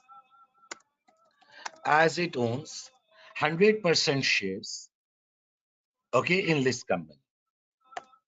Charging a non-arm's length price will be subject to transfer pricing rules. Now, as list company is resident in country of Silana, with whom UK has no double taxation treaty,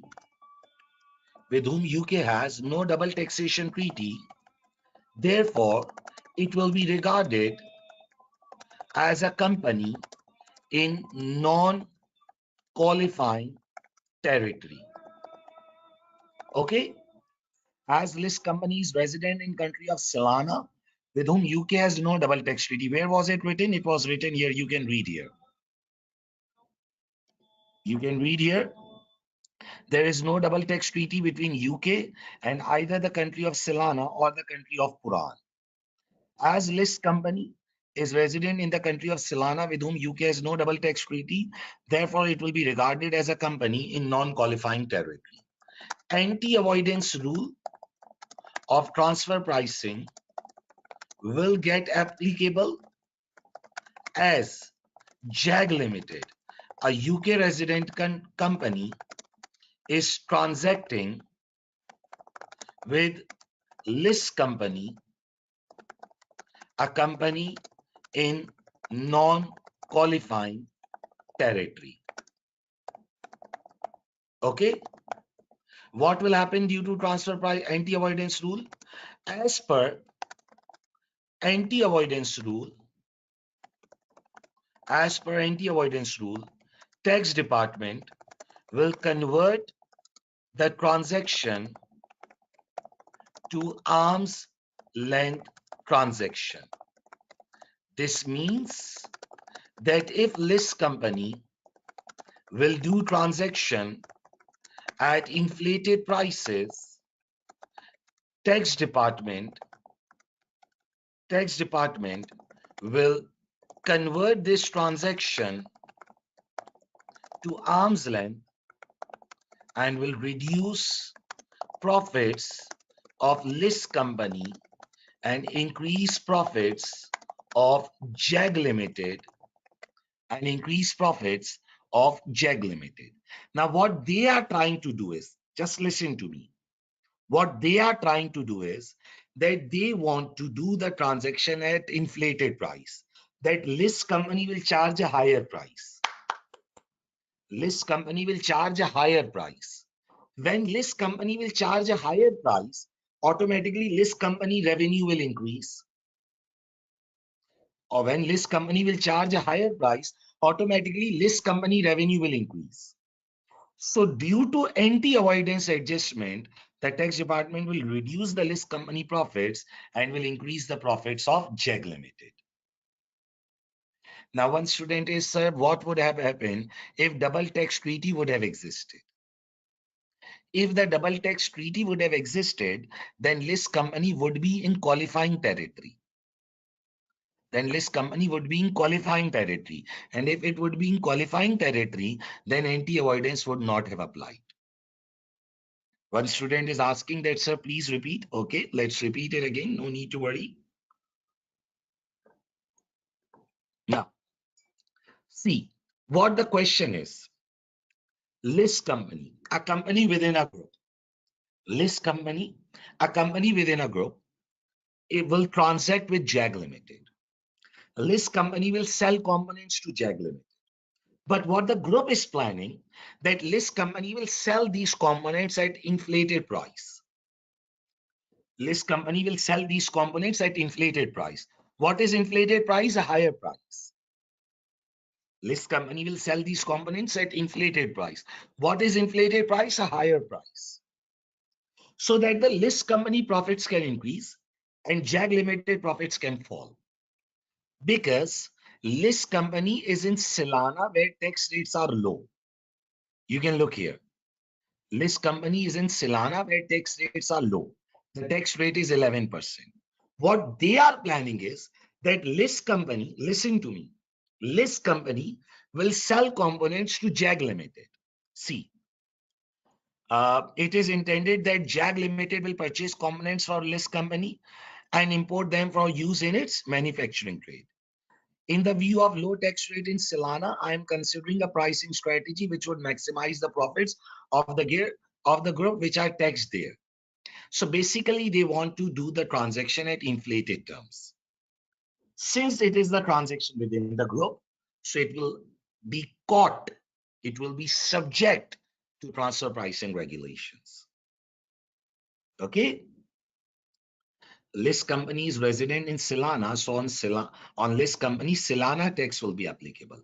On list company, Silana tax will be applicable. List company is in Silana. Silana's tax rate is 11%, okay, which is low. So what the group is planning, that list company will sell components to JAG Limited at an inflated price. So the profits get transferred to list company and list company pay tax at a lower rate. Now, since it is an intra-group transaction, so transfer pricing regulations will get applicable. Okay.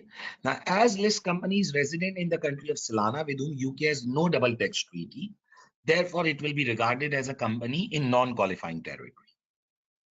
Whatever you do, overprice or underprice, whatever you do, since the company is in a non-qualifying territory with whom UK has no double tax treaty, even if it is an SME, but we are transacting with a company which is in non-qualifying territory. We are transacting with a company which is in a non-qualifying territory, so anti-avoidance will apply. Now, what the anti-avoidance will do? It will convert the transaction into arm's length. It will convert the transaction into arm's length. What anti-avoidance will do? It will convert the transaction into arm's length. Now, when the transaction will be converted to arm's length, this inflated price drama will end. This company charge inflated price, so the tax department will say, okay, reduce your profit and JAG Limited profits will increase. So entire this game and drama scene will end. Is it clear now? Is it clear, everyone? What if the double tax treaty existed? If the double tax treaty would have existed, then list company would be in a qualifying territory. And if it would be in qualifying territory, then anti-avoidance would not have applied.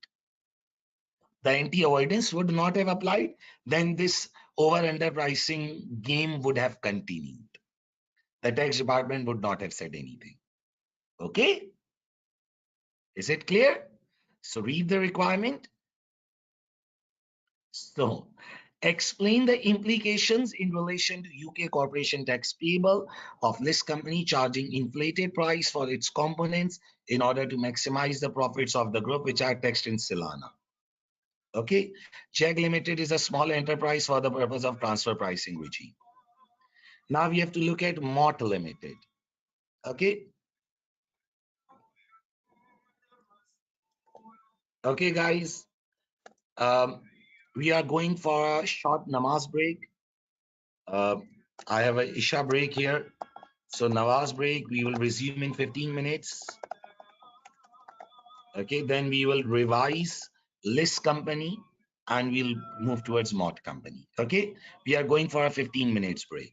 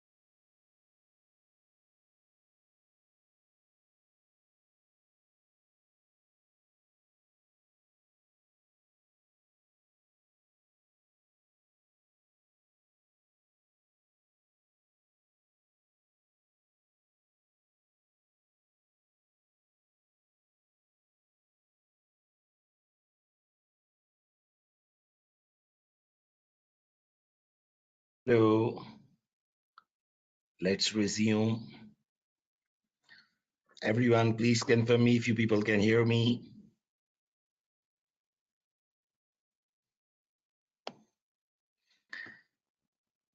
Okay.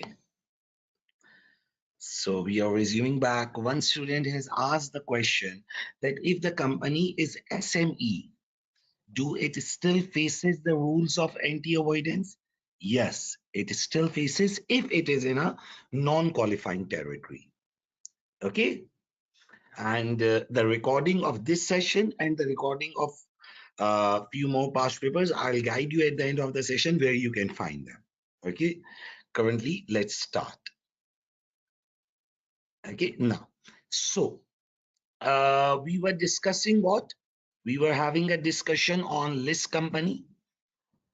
So the fact that they said SME rather than large company makes no difference. Yes, it makes no difference in this case because the company is in non-qualifying territory. Okay. If you want, you can revise the rule here from the summary notes also. If you go in the transfer pricing topic, here in the transfer pricing, you can look at the summary notes. Um, Large companies will always face transfer pricing laws. Anti-avoidance will also apply on SME if they are in overseas country, which is a non-qualifying territory. So if an SME is in a non-qualifying territory, so yes, it will be treated like a large company. Okay, so resuming back again, list company, we were talking that there was some intra-group transaction which was being done at inflated price.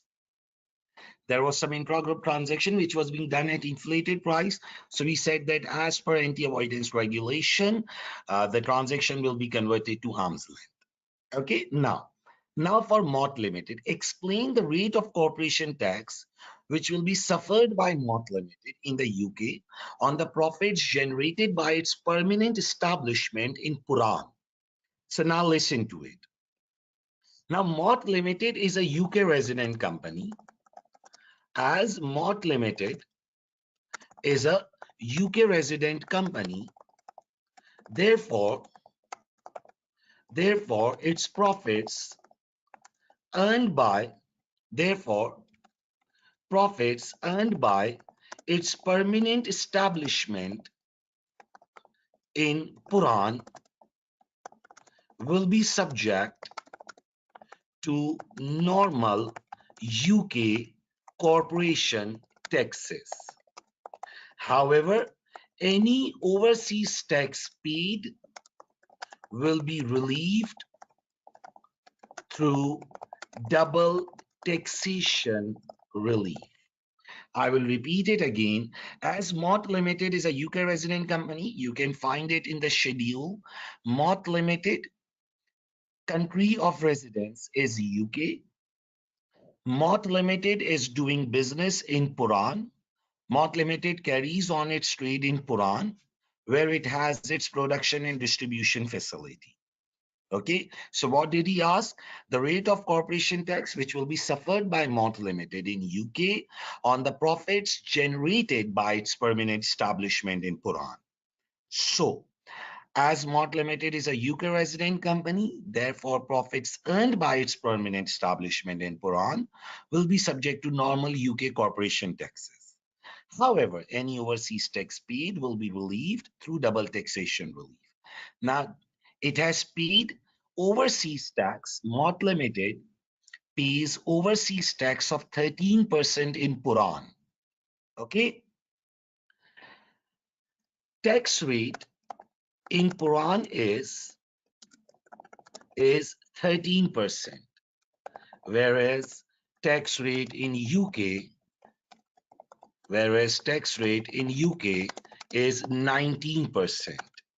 Mott Limited will face net 6% UK tax after adjustment of double taxation relief in UK. Okay, so Mott Limited will face net 6% UK tax.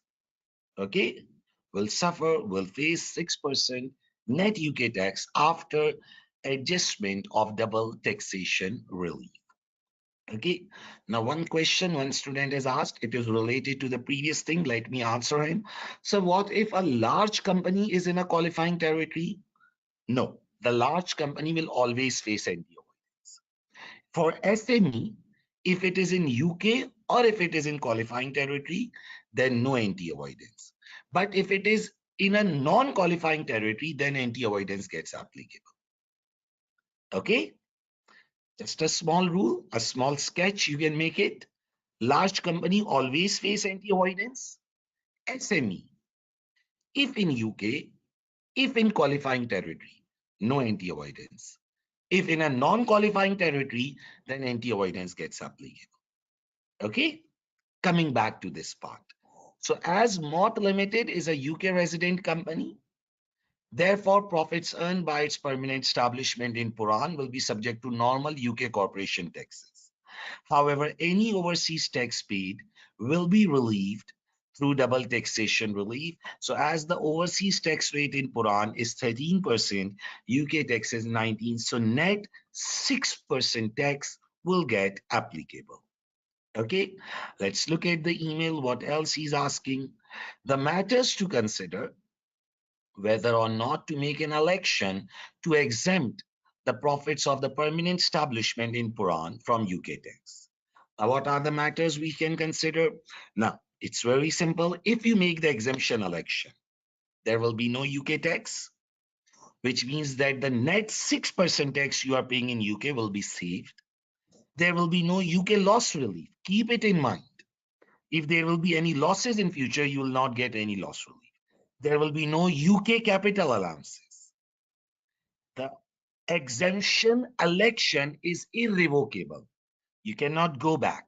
It's for lifetime. And it applies on all branches which are present today and which will be formed in future. Okay. Now, if Mott Limited, makes exemption election on its overseas permanent establishment, of Puran, then there will be no UK tax on its profits of overseas permanent establishment.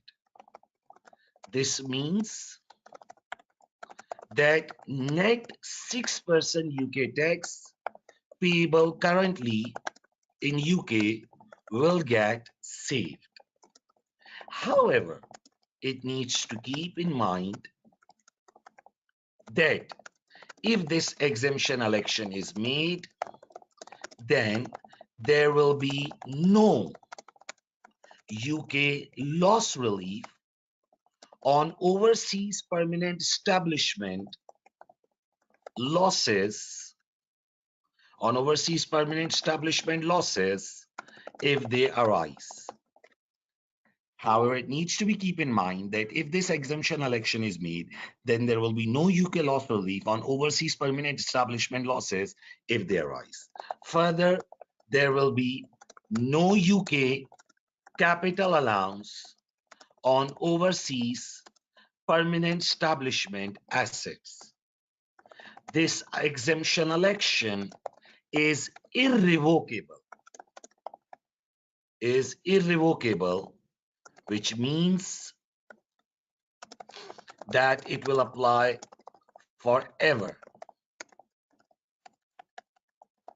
Lastly, this exemption election will be applicable on overseas permanent establishments present today and which will be formed in future.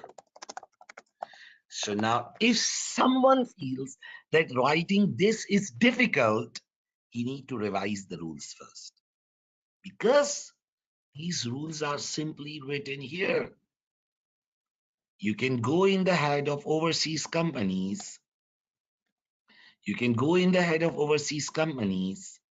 And here it's written that there is an election of overseas branch exemption. Believe me, it's very easy. Advanced taxation is a very, very easy paper. I teach advanced audit also. I have 10 nationwide positions in advanced audit also. I've been teaching advanced audit from the same time.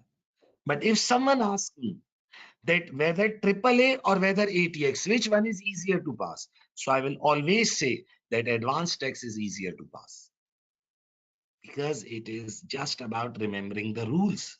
In advanced audit, it is about writing technique. It's a subjective thing. Advanced tax is not subjective. It is a straightforward thing. You just need to remember the rules and you just need to practice it. Now, why do the students fail? Either they don't study the rules properly. But what I believe is that 90% of the students who pay such a heavy exam fees study the rules. Like there will be 10% students who don't study the rules. 90% of the students study the rules. But why these 90% also get failed? Because see, if there is 100%, 10% are the rubbish students who don't even study. 90%. Now, from this 90%, only half gets passed because the pass rate is 45%. So why the other half fails? Because they don't practice attempt price papers. They only do the exam kit. The teachers only focus on the exam kit. The exam kit gives the topical past paper practice. I also do the topical past paper practice. Topical past paper practice is important. It gives clarity. But only topical practice is not sufficient. Because when you look all the rules together, you will go mad in the exam. You will get confused. If anyone has given the paper earlier, he will agree with my statement. If someone is going for second or third attempt, he will agree with my statement that in advanced taxation, since there are so many rules, when you go in the exam, everything gets mixed. Car benefit, fuel benefit, accommodation, gift relief, income, everything gets mixed. And sometimes near the exam, students ask very stupid questions from us. It seems that they have mixed up everything. One student asked me last week that, sir, the renter room relief and the letting relief, are they both same? So she mixed the property income and CGD. What I'm trying to say is that you study the topics, you may be good on that, but you need to practice the complete paper so you have control on the complete papers. And you are able to deal with the exam time pressure. That is very important. You know that if you miss out 20 marks in the advanced tax exam, it's very difficult to pass. Okay. I hope that you people will take my advices very seriously. Okay. Let's come back. Let's resume. So, coming back, we are done with this one also. We commented on the transfer pricing issue. We commented on the rate of corporation tax which will be suffered by Mott Limited and the matters to be considered while making an election to exempt. Now, the last part is something relating to VAT. Let's look at it. I have already established that list company cannot be included within group VAT registration with JAG Limited. With this in mind, explain which of the other companies within the group could be included in group VAT registration. Question: what is group VAT registration? What is group VAT registration? Can you people tell me? What is group VAT registration? Anyone? When we talk about group VAT registration, it is about making one return for the entire group. It is about making one group for the entire group. Companies which have a common parent, more than 50% holding. We can make a single VAT return. We can ignore the intra-group transactions, making a single VAT return. But obviously for the group VAT registration, it is important that the company should be doing its business in UK. Okay, so we can make a VAT group. Which of the other companies would be included in the group VAT registration? So if I look at the group structure, there is JAG Limited, there is COD Limited, there is List Company, and there is Mott Limited. JAG, COD, resident in UK, trading activity in UK. Okay, now all of the companies are owned whole Whole of the share capital is owned by JAG Limited. So there is no issue of 51% ownership. There is entire ownership owned by JAG. So JAG and COD are in the group VAT. There is no issue in it. JAG and COD are in group VAT. There is no issue in it. For LIS, it's a Silana company. So obviously it cannot come in group VAT. And the question also states it very clearly. I have already established that LIS company cannot be included within group VAT. Within group VAT, LIS cannot be included.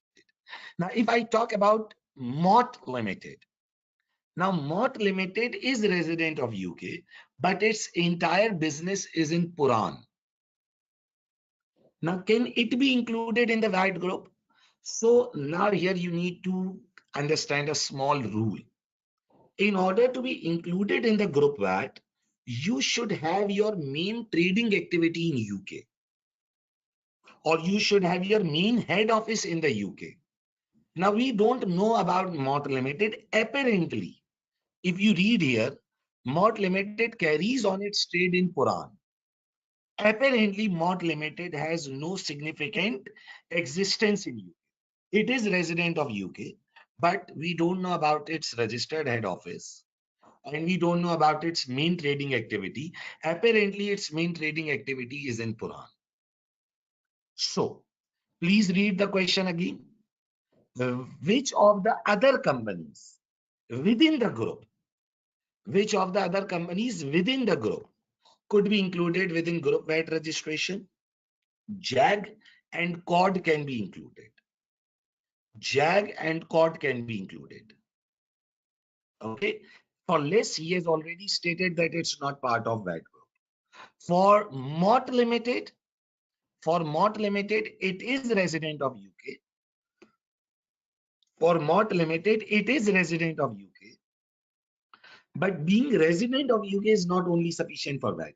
Residency status is for corporation tax. For VAT, you need to have your main head office in the UK, not just the registered head office, the main activity office, or you must be doing your business in UK. So apparently, MOT Limited will not be included because its main business is in Puran. Okay. So then what he has asked, any potential disadvantage, relevant to the JAG Limited group of registering for VAT as a group. Can anyone tell me disadvantage for registering as a group?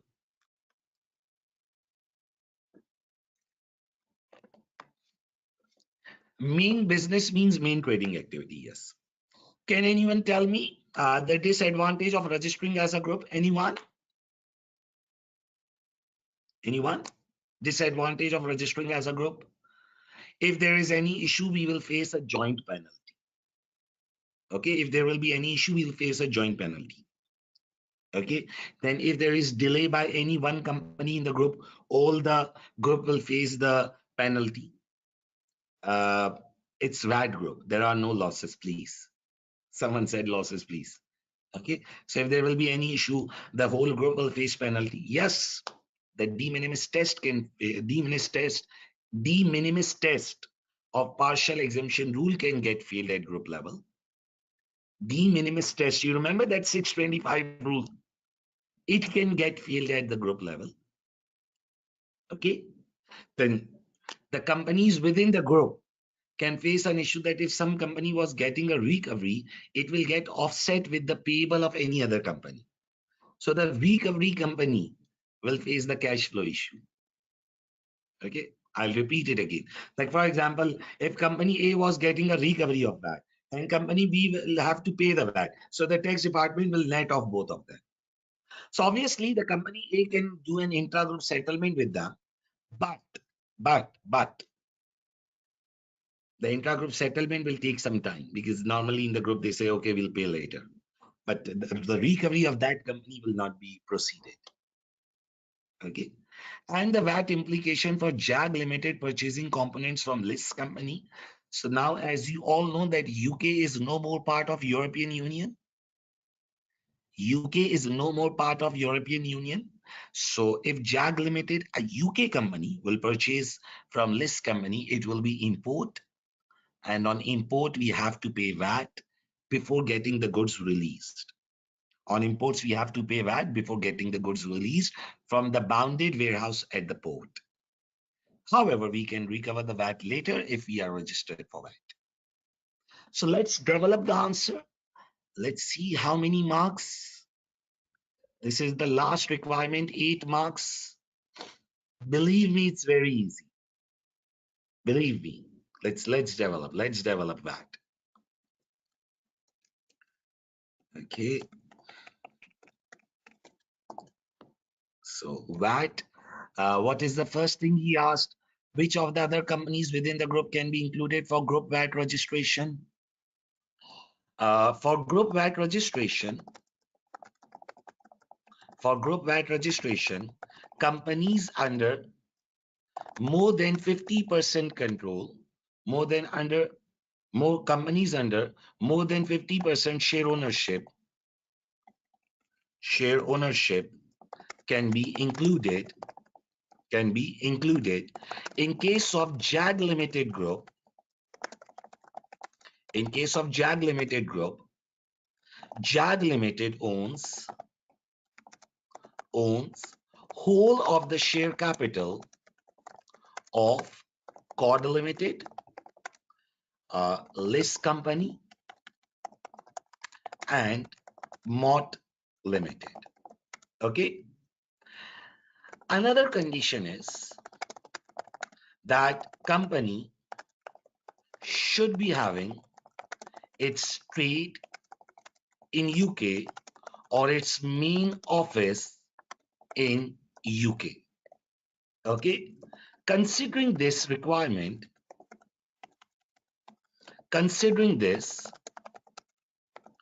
group VAT registration will only be permitted for JAG Limited and COD Limited. Okay. List company, for list company also stated in the question, so it's not important to write it, but if you want, you can cover it. List company is resident and doing business in Solana. Okay. It has no presence in UK. For MOT Limited,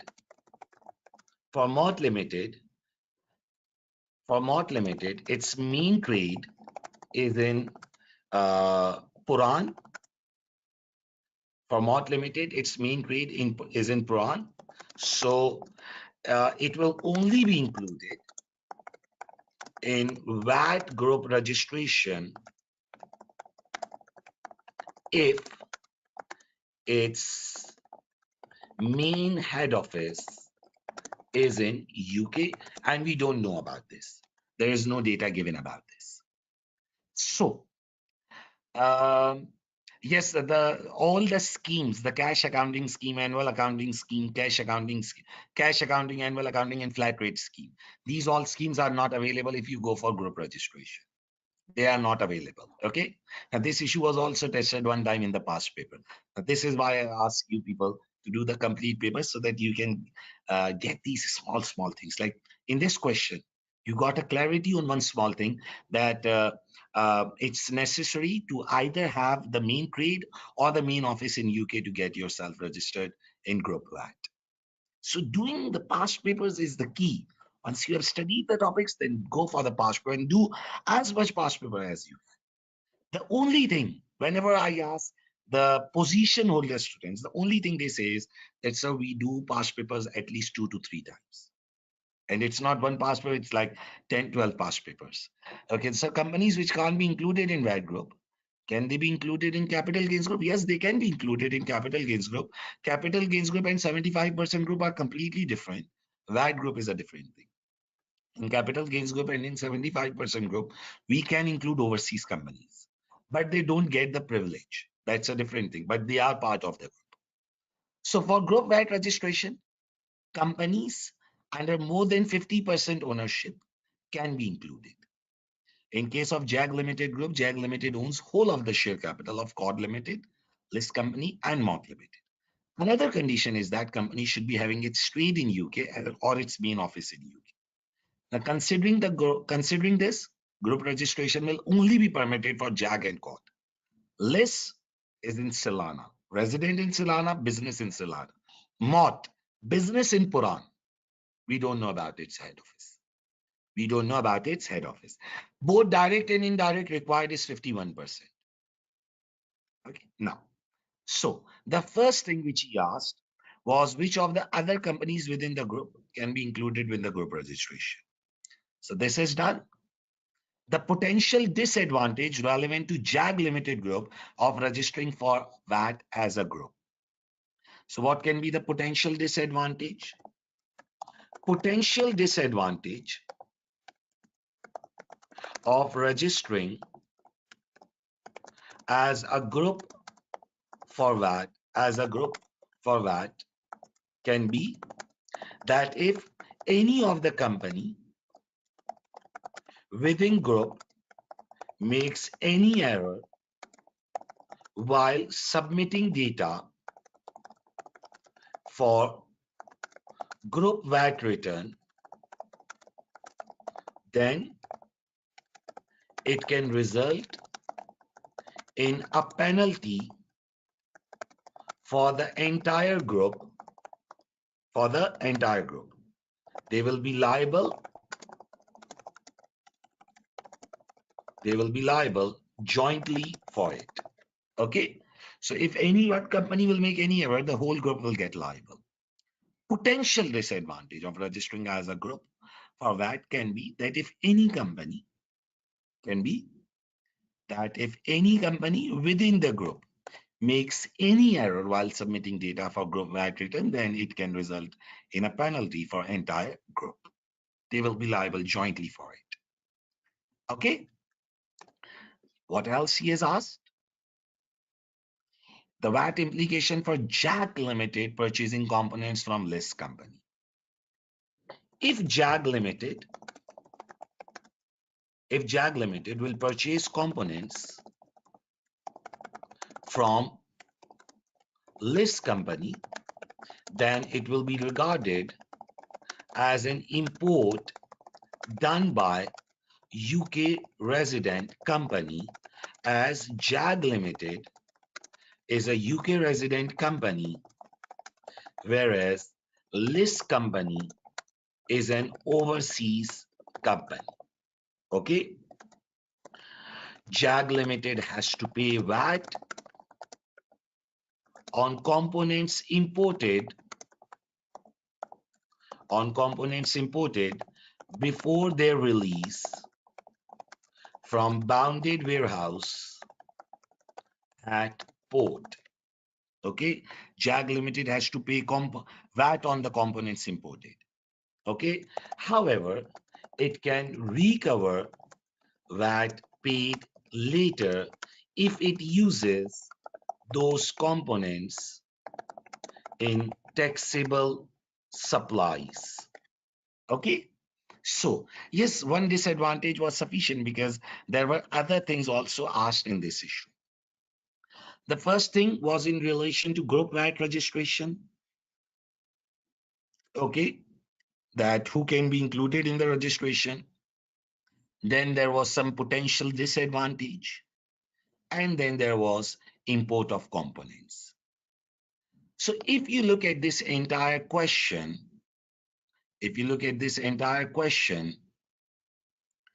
the document which we made, it's December 2021, answer 1. I will share you my other answers also, because I've been making my other answers for my existing students. As promised, I will share 3 papers with you, and then you people will do 1 mock and you people will send me for marking. Okay, so if you look at this entire answer, it's done.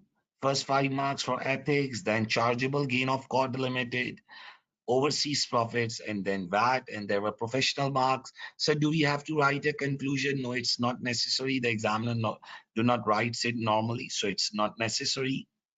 Let's go through this answer one time again before moving towards the question number 2. So if you look at it, believe me, this is easy. Believe me. You just need some confidence. Like With the confidence you people did this answer with me. See, if we did the entire question and we didn't face a difficulty even one time. Yes, I will agree that there were some marks which were difficult. But for this, I always say to my students is that you pass at 50, you don't pass at 100. You pass at 50 marks, you don't pass at 100 marks. So don't go for perfection. Okay, don't go for perfection. Don't frustrate yourself in the exam. If you look at this entire answer, see this part, the format of the memorandum. It's just learning it. It's just learning it. You get 1 mark for this, for making this format. There are 4 professional marks. 1 mark for making the format. 1 mark for solving the answer in sequence, like you do part A, part B, part C, part D. 1 mark for making the format of the memorandum. 1 mark for following the sequence. Don't shuffle up the requirements. Solve the requirements in sequence. Then 2 marks for overall presentation. Use headings. Answer in a clear manner. That's all. I think that this is not difficult. Then 5 marks for the ethics. Becoming tax advisor to Jack Limited Group of Companies. Believe me, these are cash marks. Cash. I will use word cash. Keep it in the pocket. Just easy ones. Easy 5 marks, that what are the matters we'll consider before accepting the engagement. Then there was rollover relief. Believe me that rollover relief is a topic of basic taxation. Even a student of TX will be able to answer this. Okay, so qualifying assets. So yes, rollover will be available. What are the qualifying assets? What is the qualifying period? What are the companies within qualify in the capital gains group? Then 8 delivery vans are movable, so no rollover relief on them. There is no deferral on movable machines. Then on fixed machine, yes, it will be available. No privilege for overseas company. And then the calculation of rollover relief. What's difficult in it? Okay. Then list company.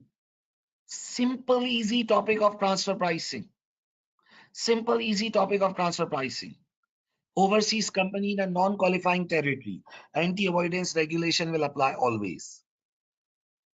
Then MOT limited, overseas branch issue. Exemption. And then lastly, there was group VAT.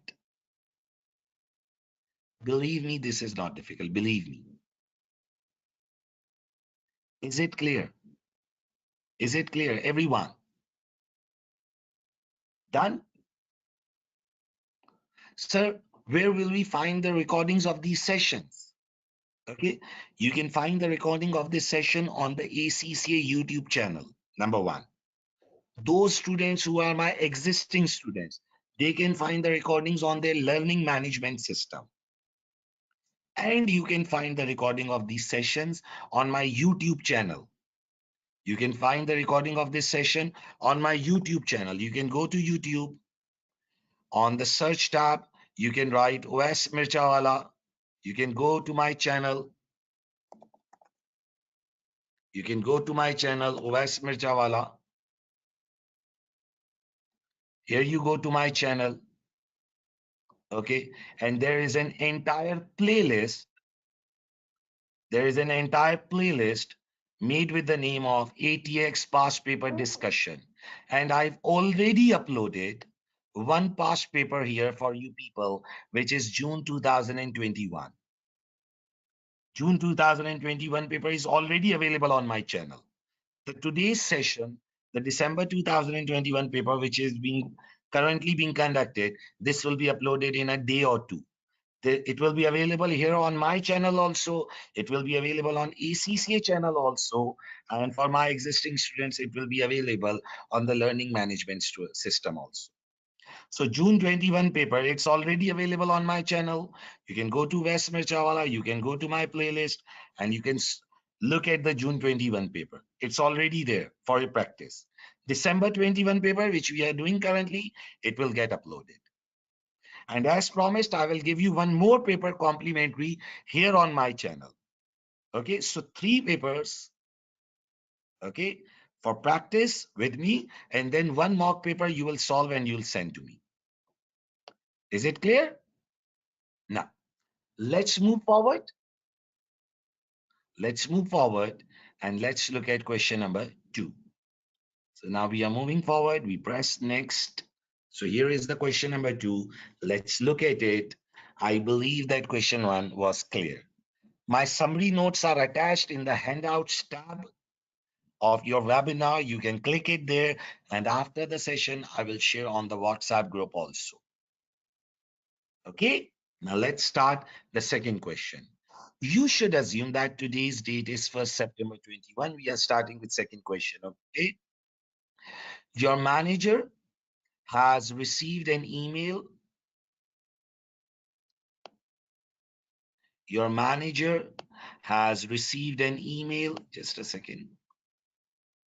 Has received an email from Lucille, a client of your firm. Extracts from the email and from an email from your manager detailing the work you are required to do are included in the exhibits.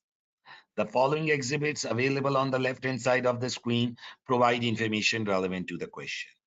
Okay, email extract from Lucille, email extract from the manager. Only important information here is the today's date, which is 1st September 2021. Okay, let's start reading the email extract from Lucille. And I hope that this one will also be easy. So, I was born in UK and lived there until I was 35 years old. On 1st May 2000, I moved to the country of Tavera, where I lived until I moved back to the UK on 1st March 2021.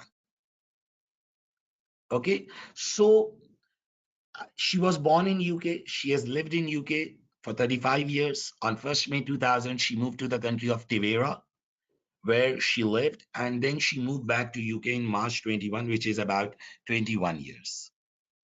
Okay, I'm renting out my home in Tavera and will retain the rental income after expenses of £800 per month in that country to use when I visit there in future.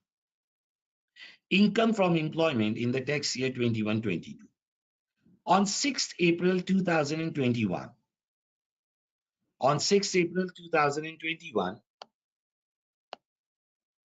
on 6th April 2021, I began working full-time in the UK for BKB Limited.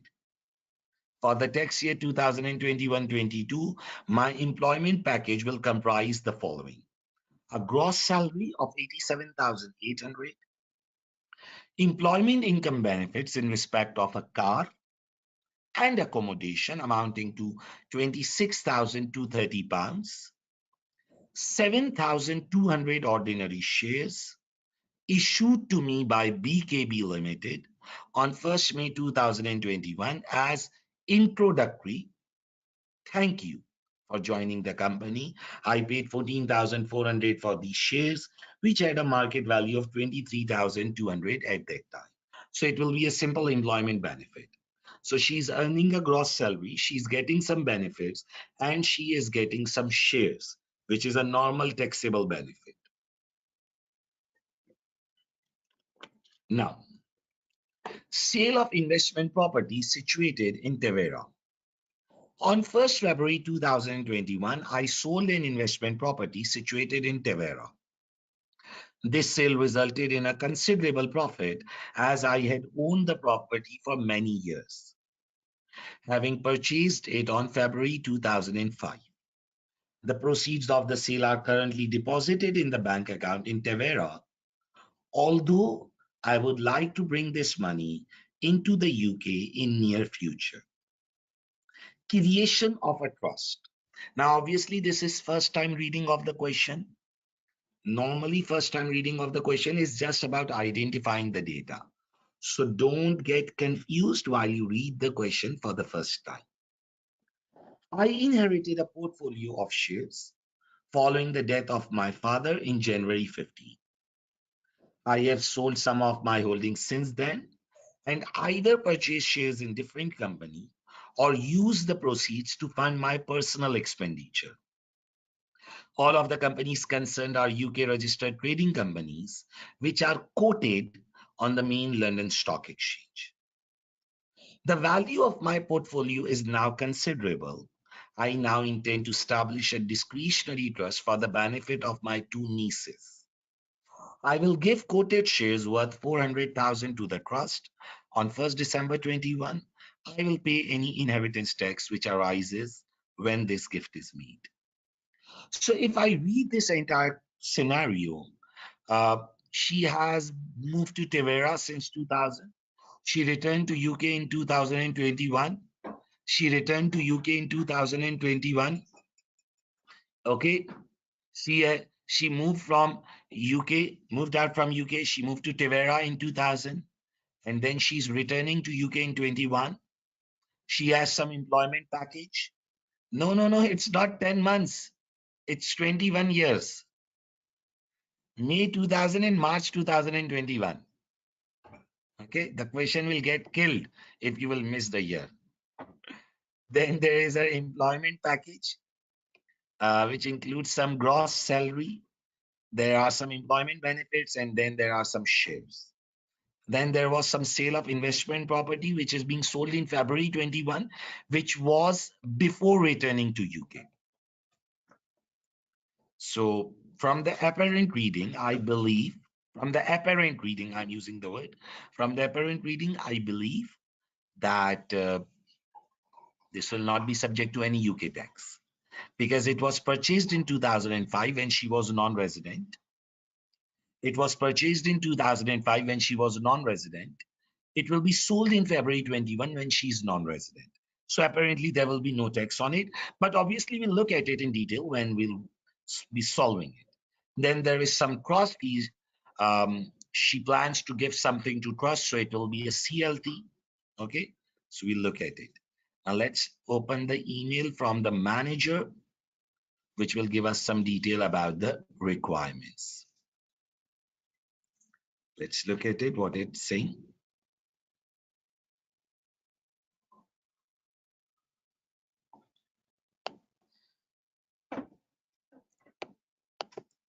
Now, additional information obtained from discussion with Lucille. Lucille has a UK domicile of origin. Lucille has a UK domicile of origin. She acquired a domicile of choice in the country of Tavera in the tax year 2001-2. Despite having returned to UK, she is not going to acquire a UK domicile of choice. She had the domicile of origin. Then she changed her actual domicile to Tavera in 2001-2. He will not take the actual domicile of UK. But here I want you people to remember the rules of deemed domicile status. Do you people remember?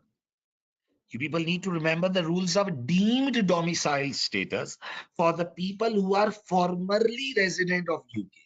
Formerly resident means who were born in UK, who had UK's domicile of origin. They become deemed domicile if they are resident in the relevant tax year. If you have forgotten the rules, I will take you to the summary notes, okay? And I want you all to be very hands-on with these summary notes. This will be very helpful for you, okay? Now, I'll go up to find the rules of deemed domicile status. Mhm.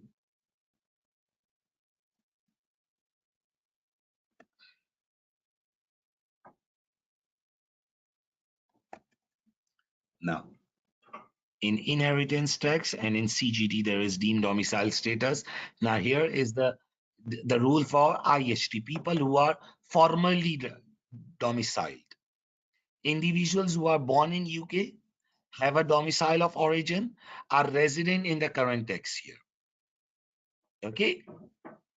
See, one is the 15-year rule. That is, we call them long-term residents. Here, the rule of long-term resident is not applicable. Here, the rule of formerly domicile will get applicable because she was born in UK. She was born in UK. The formerly resident domicile rule will get applicable. She was born in UK. She had the domicile of origin. Okay, so here we'll not look at the long-term resident rule. Here we'll look at the formerly, the birth rule. Okay, I hope it's clear. Okay, so if anyone has forgotten, I'll just give you a review again. If you are born in UK, then you become deemed domicile. You become deemed domicile due to formerly domiciled rules. Okay. Uh, we'll look at the status of the Lucille specifically. We'll look at the years. But currently, while reading, I just need to give you the reminder that these rules may get applicable on her. Okay. Lucille was resident until she moved to Tevera on 1st May 2000. She was then non-resident until 2021. She will be UK resident for the tax year 21-22. Shares in BKB Limited are not readily convertible assets, which means that it's an unquoted company shares. You should assume that Lucille will have dividend income of 18,300 in the tax year 21-22 in respect of her shares portfolio. There is no CGT or IST in Tevera. Okay. So it's first time reading of the question. We are just identifying the data and we are trying to understand as much as we can. But obviously detailed work will start now while we'll read out that what he asked from us to do. Please carry out the following work. Lucille's financial position for the tax year 21-22.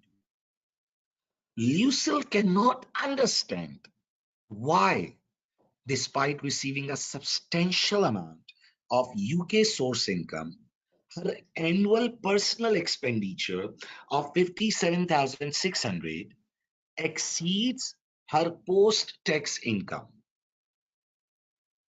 Why her personal expenditure exceeds her post-tax income?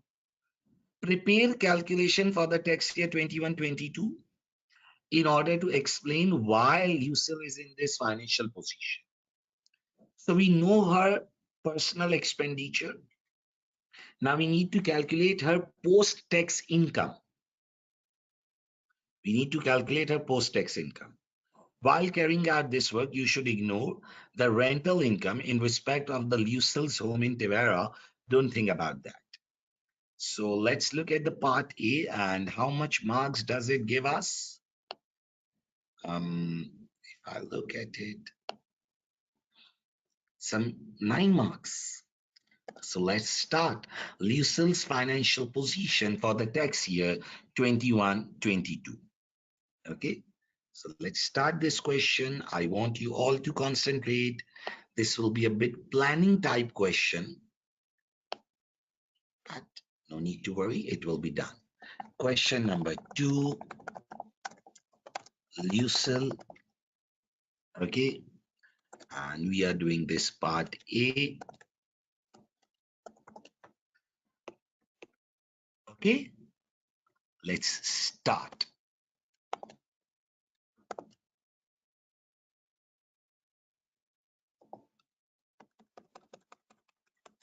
Okay, so we have to work on Lucille's financial position, what he has asked. Prepare calculation for the tax year 21-22 in order to explain why Lucille is in this financial position and summarize your finding. So what is her problem? Why her personal expenditure of 57,600 exceeds her available post-tax income. Okay, so what I will do is that I will make a table at the start which will summarize this situation. Okay, Lucille's post-tax income, which we have to calculate. We have to calculate the Lucille's post-tax income, and then we will compare it with the Lucille's personal expenditure. Okay, So first we'll calculate the Lucille's post-tax income. How we'll calculate the Lucille's post-tax income? It will include its inflows less the tax. And then Lucille's personal expenditure. What is her personal expenditure? It's 57,600. We know that. Oops. 57,600. Just give me a minute. Since we are starting the question, so it takes some time while we make the starting adjustments. Now we have to calculate her post-tax income. Obviously, we will be doing working for it. Okay. Difference amount. Okay. And here we will add a summary for her. So I have made a head for that. And now we are starting with our post-tax income calculation. Okay.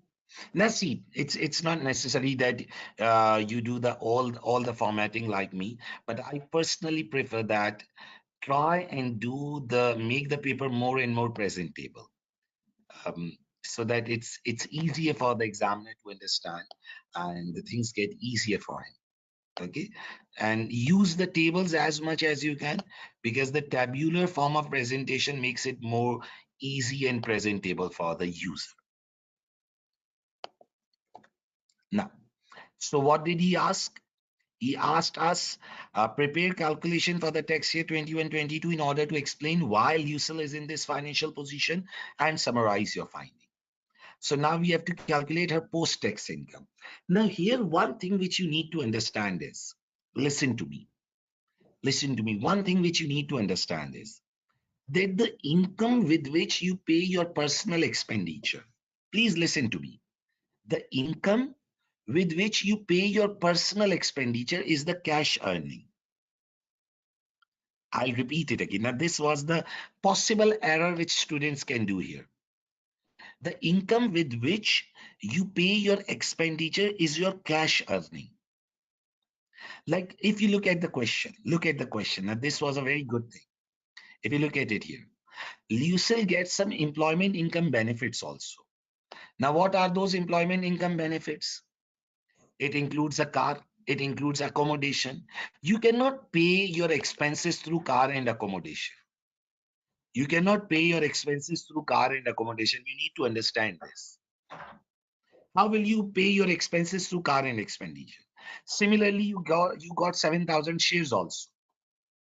You got 7,000 shares also from BKB Limited. But it's written here in the question, if you read it, that these shares are not readily convertible assets. So Lucille can only pay her expenses through the cash earnings. Lucille can only pay her expenses through her cash earnings. Now, what are her cash earnings? Her cash earnings include this gross salary. Her cash earning includes this gross salary of 87,800. It includes some dividend, which I remember we read here. It includes this dividend of 18,300. Okay. So what you need to understand is Lucille will only be able to pay her expenses, her personal expenses from her cash earnings. Okay. Car benefit, accommodation benefit, and other non-cash benefits, okay, which also include shares of BKB Limited, which are not a readily convertible asset, cannot be used to pay personal expenses. Okay. However, tax gets applicable on all earnings. The tax is applicable on all earnings, but you can only pay your personal expenses from your cash earnings. Okay. So what are the cash earnings of Lucille? Okay, so cash earnings of Lucille are salary and dividend. The cash earnings of Lucille are salary and dividend. What is the amount of salary? The amount of salary is 87,800. The amount of salary is 87,800 plus the dividends. What is the amount of dividends? The amount of dividend is 18,300. Okay. Just listen to me, and if you have any query, you people can ask me here on the chat if you are attending it live, and if you'll watch through recording, then you can ask me on my WhatsApp. So the cash earning is 106,100. Okay. The cash earning is 106,100.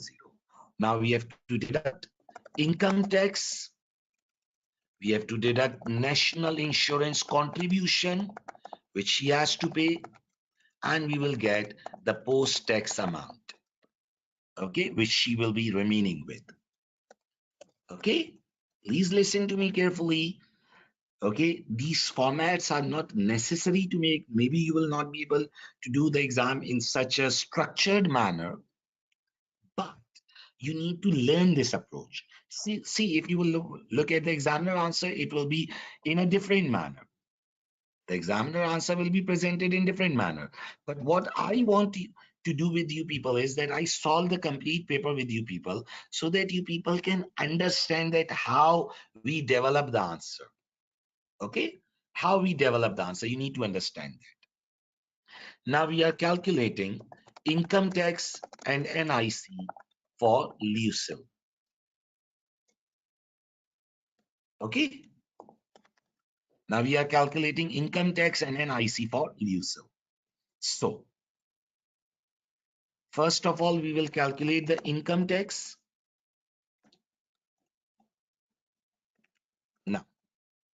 Now Lucille is having two heads of income, non-saving income, and the other will be dividend income.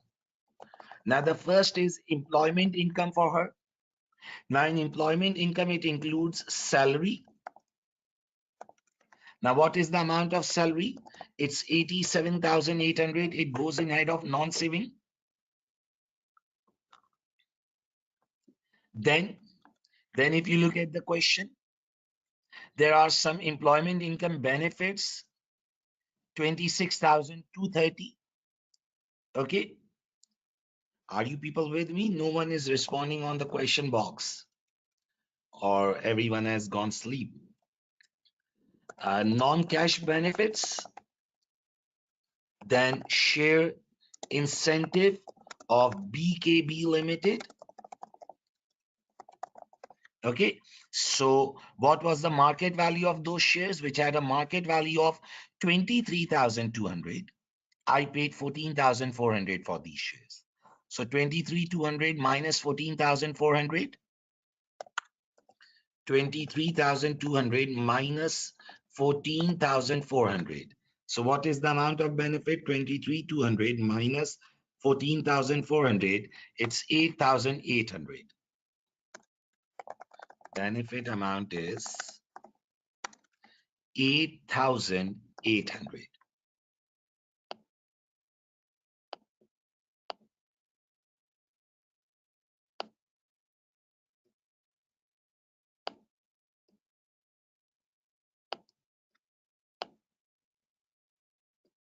Okay. Now, then we have dividend income. What is the dividend income? The dividend income amount is 18,300. So if I add up all of them, this will give me the total income. See, it's a 9 marks requirement. Now, this is not the requirement which involves too much rules. This is the requirement of planning. You have to use your mind. You have to think. It is not the one which will be done with a standard format.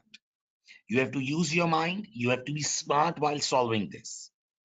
Okay. Lucille's financial position for the tax year 21-22.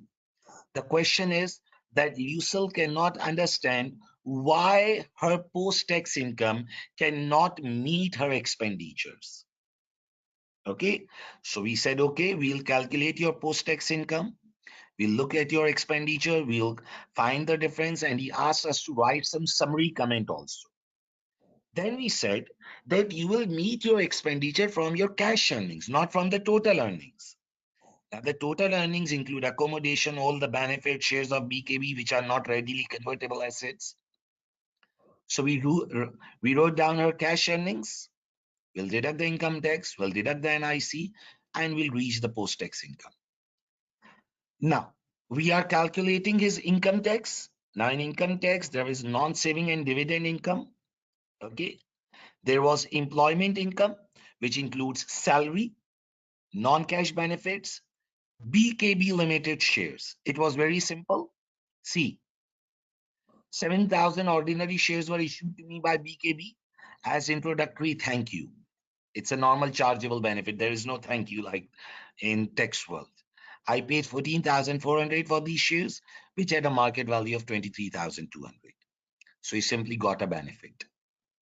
You simply got a benefit 23,200 minus 14,400. So it's a benefit of 8,800.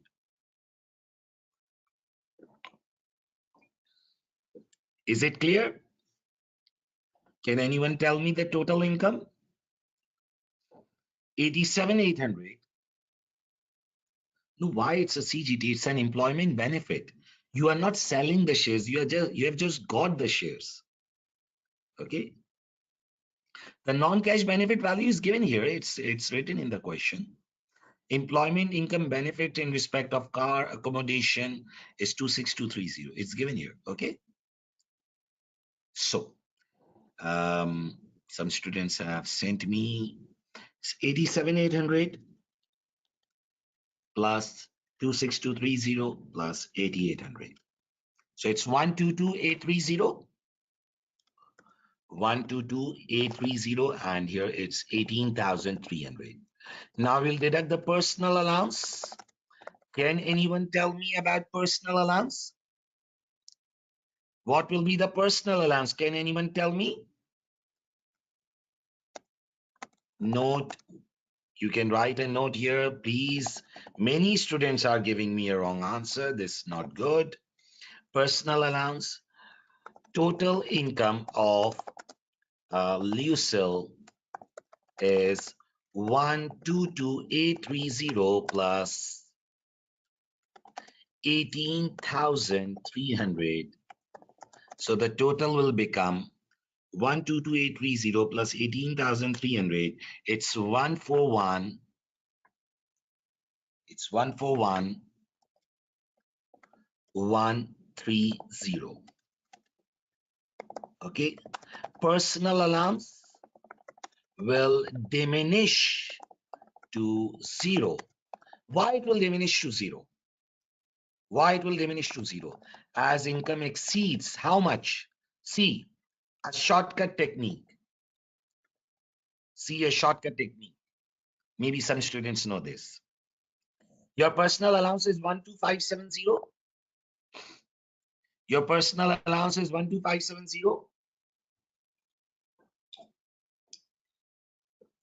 It diminishes by £1 for every 2 excess. So I will multiply it by 2. If there is an excess of 25,140, listen to me. 12570 is your personal allowance. Listen to me. 12570 is your personal allowance. It diminishes by £1 for every 2 excess. So multiply it by 2. So if there is an excess of 25,140, your limit is 100,000. So if your income exceeds 125,140, then your allowance will be 0. Personal allowance will diminish to 0 as income exceeds 125,140. Sir, please repeat again. What is your personal allowance? 12570. What is your personal allowance? 12570. It diminishes by £1 for every 2 excess. So multiply it by 2. If there is an excess of 25140, the allowance will fall to 0. The limit is 100,000, so add 100,000. So if your income exceeds 125,140, the allowance will be 0. Clear? First double 12570. Okay, and then add 100,000. You don't need to calculate ANI here because there was no qualifying donation and personal pension contribution. Okay, normally if there would be, yes, you have to calculate. So the personal allowance is 0. The taxable income will be 122,830 and 18,300. Let's calculate the income tax on it. On 37,000, first you will charge the non-saving income, which is 122,830. Now I'm doing basic income tax calculation, okay? And I believe that you people know this how to calculate. 37,700 into 20%, so it will be 7,540. Then the higher rate band 122,830 minus 37,700. On difference, you will apply 40%. 122,830 minus 37,700 into 40%. So it's 34052. Okay. Then we have dividend income of 18,300. On first 2,000, it will be 0%. Very good. So this will give us 0. And then on the remaining, since we are in higher rate band, it will be 32.5%. So it will be 16,300 into 0.325. I add the extra line by pressing tab. On the last cell, you press tab so the extra line gets added. Now, believe me that you people haven't done any one paper on the software. That's why you people are asking such basic things. Please do few papers before going to the exam. So total income tax will be how much? Can anyone tell me? 7540, 34052, 5298. So it's 46890. If I'm not wrong, please confirm me. Please confirm me the total. 46890. This is the total income tax. Let me make it a bit beautiful.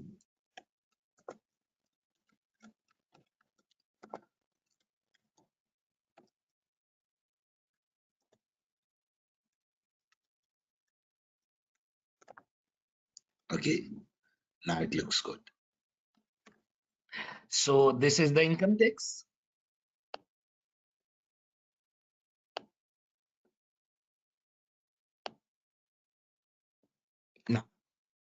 Now we have to calculate the NIC also. So here is the income tax. I'll put it here. 46890. What about NIC? Lucille has to pay class 1 employee NIC. Whether to use Word or spreadsheet while answering. I told at the very start, don't use two screens. That's why I advised at the very start, use one screen. At the very start, one student asked me that, sir, we should use a spreadsheet or not. So I told you people at the very start, and this was the reason why because if you would be using spreadsheet and Word, you would be just running between the screens. Like you write the comment on Word, you calculate on the spreadsheet. So that becomes very tiring and time wasting. So that's why I always say, use one screen. Use the calculator. We have been doing this since we were a child, and we are very fast on it. And On the word processor, you can make the tables and you can make the things presentable.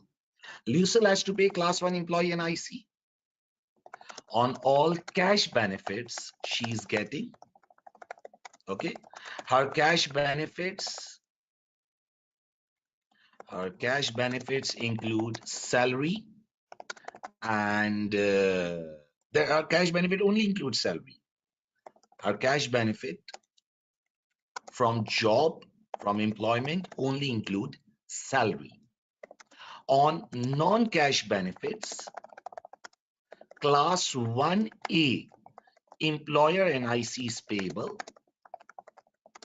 but that is payable by employer, not by Lucille. Okay, so Lucille has to pay class 1 employee NIC on all cash benefits she's getting. So her only cash benefit from the job is her salary. Okay, so class 1 employee NIC, her cash benefit is her salary. And what is the amount of her salary? Can anyone tell me? Her salary amount was 87,800. So now you need to calculate the class 1 employee NIC. You can go at the text tables. It is given on the left bottom. On the left bottom, see my cursor. On the left bottom, you have the text tables. Okay. Now you will go to the text tables and the NIC rates, but I believe that these rates are not updated ones. Oh, because the income tax band is not updated. But obviously in the exam, this will be updated one. Okay. Currently, I'll use from my sheet because the rate sheet available on the software is not updated. In the exam, it will be updated. Okay. In the exam, you will go here in the text table. You will click on the text tables and that will be updated one. Here, it's not updated. It's old one. So I'll just go to my booklet because in my booklet at the start, I have added the tax rate sheet. In the tax rate sheet, if I go to the NIC, the class 1 employee NIC on 9568, it's 0%. Then 9568 to 50270, it's 12%. So let's start on first 9568, it's 0%, so it's 0. Then 50270 minus 9568. On the difference, it will be 12%. 50270 minus 9568 into 12%. So it's 4884. 4884. And on the remaining, 87,800 minus 50270. On the remaining, we will apply 2%. 87,800 minus 50270. On the remaining, we'll apply 2%. So it's 751. It's 751. So the total NIC will be, can anyone tell me? 4884 plus 751. 5635. Very good. 5635. So it's the class 1 employee NIC. I will repeat the things again, so there is nothing to worry. Just listen to me carefully. I will remove this column. This is of no use. Make it small so that it looks beautiful.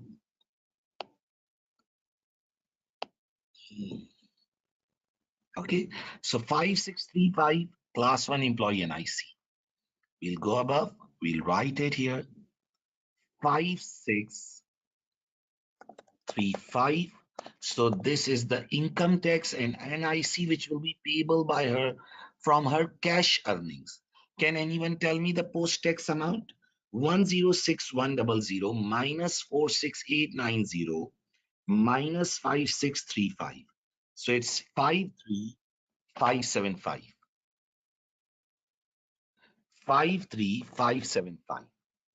Now this is her post-tax income. We will put it here 53575. So the deficit amount The deficit amount is 4025. Can anyone tell me that why is she facing such a big deficit? Can anyone tell me that why is she facing such a big deficit? So the biggest reason is, no. The biggest reason is in personal allowance. The biggest reason is, please listen, that she have to pay her expenses. Listen to me. She have to pay her expenses from the cash earnings. But the tax is getting applicable on the total. If you just look at her total tax and NIC, if you look at her total tax and NIC, her total tax and NIC is 46890 and 5635. It's, I will use the screen calculator so that students can also understand. 46890 plus 5635. The total is 52525. The total is 52525. Now her cash earning is only 106,100, the cash earning, which means she's almost paying 49.5% tax on her cash earnings. This is because that her non-cash earnings are also getting taxed. She is thinking that she's earning 122 plus 18,300. No, she's only getting the cash of 106. Rest all is non-cash. Okay, so let's make a summary also. Lucille has a deficit of 4025 pounds, has a deficit of 4025 pounds in her cash earnings to pay her personal expenditure. Okay, this is happening despite that her total income, despite that her total taxable income is, now if you look at her total taxable income, we totaled here, her total taxable income is 141,130. This is happening despite that her total taxable income is 141,130. Now, why is this happening? Reason of this is a fact that her total taxable income, also includes non-cash benefits. Okay, she has to pay personal expenditure from her cash earnings, whereas tax is getting applicable on non-cash earnings also. Okay, greater tax is reducing her post-tax cash earnings,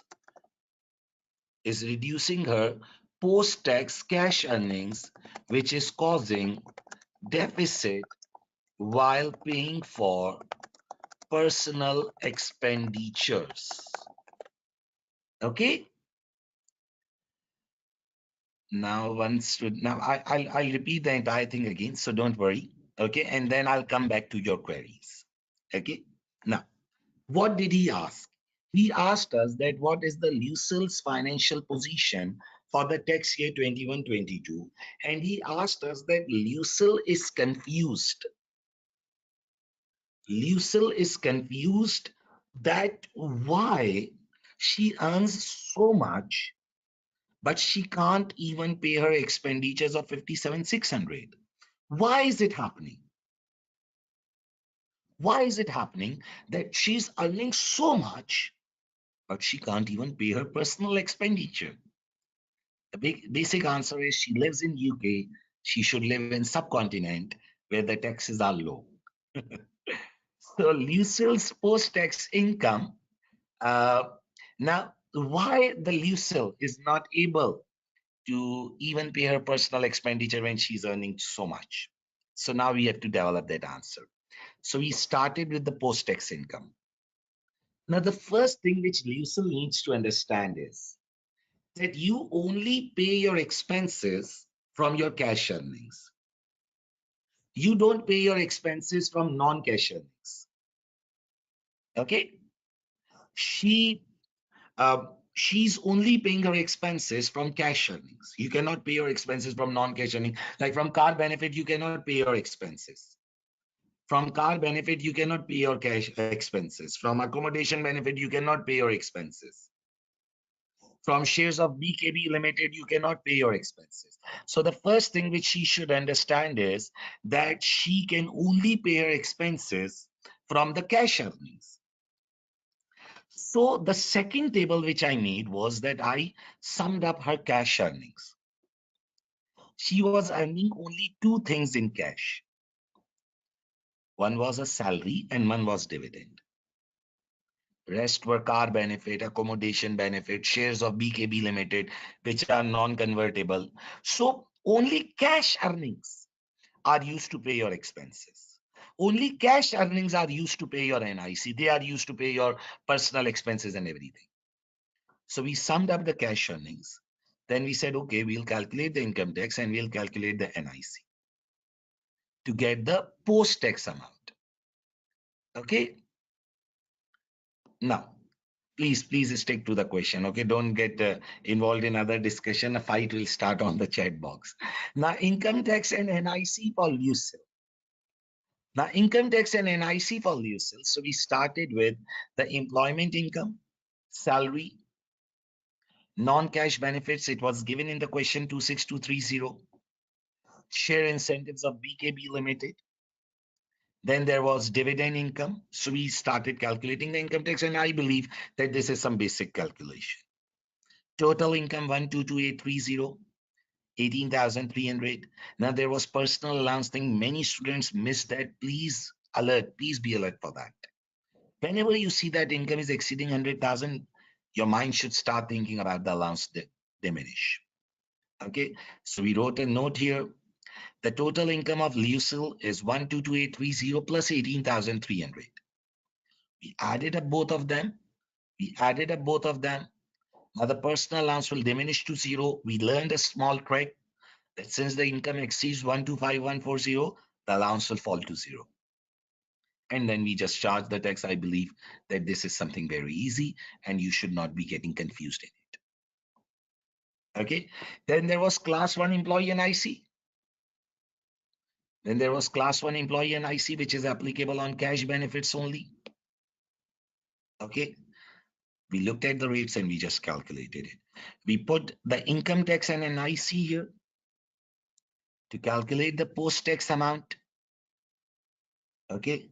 And this post-tax amount was then compared with our personal expenditures to get the difference amount. Is it clear? Anyone? Any question else which is remaining in the tab? I think the first column of the second table is clear now. Anything else? Because she received non-cash benefits and yes, I will say that solving on a single screen is easy. It's my advice. But if you want to use a spreadsheet, yes, you can.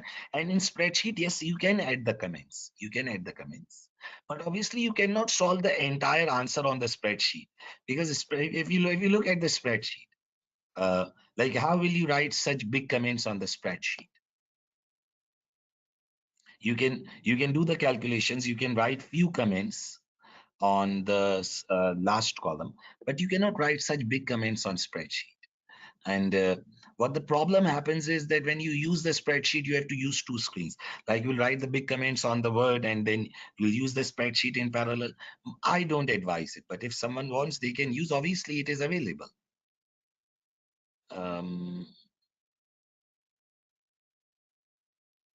Okay. My advice is that you should practice few papers on word processor. You have a lot of time currently. Okay, now there are a few more questions which have come below. Sir, how can we add additional rows in this table? Just click on the last cell and press tab. So the row is added. Again, press tab. Again, row is added. If you want to add a column, press right click on the column. You have to click insert column. For column, you have to use the mouse, but for the rows, you just need to press tab. Okay. You can do undo, Control Z to remove it. Okay. Anything else? Mhm. So when you say NIC is payable on cash earning, oh, one student is asking, sir, why NIC is not on dividends? The NIC is on employment income. Dividend is not an employment income. Now, this is why I say that when you do the complete attempt price paper, everything gets mixed. Now, if someone will calculate NIC and dividend, the examiner will also get confused. There is no NIC and dividend. Okay. If I use the spreadsheet completely, I believe that using spreadsheet completely is very difficult. It will make your answer a lot unpresentable. Sir, are there any chapters we should read from the book for theory? I don't recommend reading at this point of time. Just revise the rules which you have studied and now focus on past papers. So we will not get penalized for not using spreadsheet. No, ACCA has written on the website, it's completely student choice to use whatever tool he want.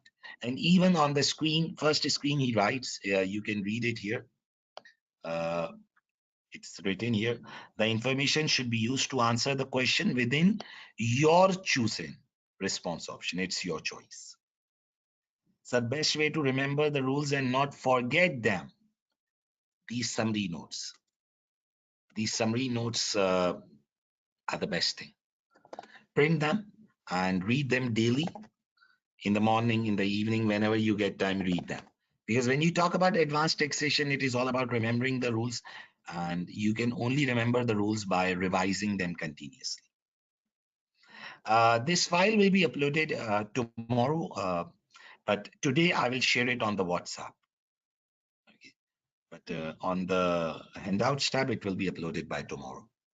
Okay, so let's wind up. Let's wind up the today's session. Let's wind up the today's session, what we have discussed today.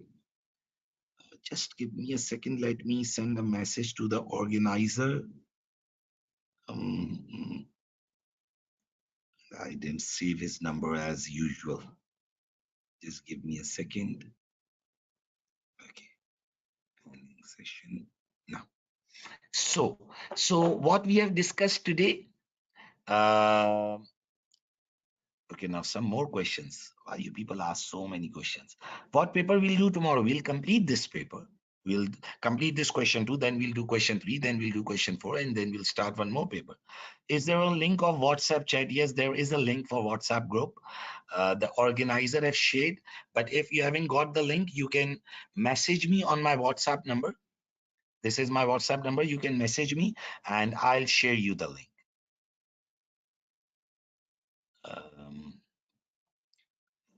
Is there a link? Okay. Now, I think now all the queries are responded.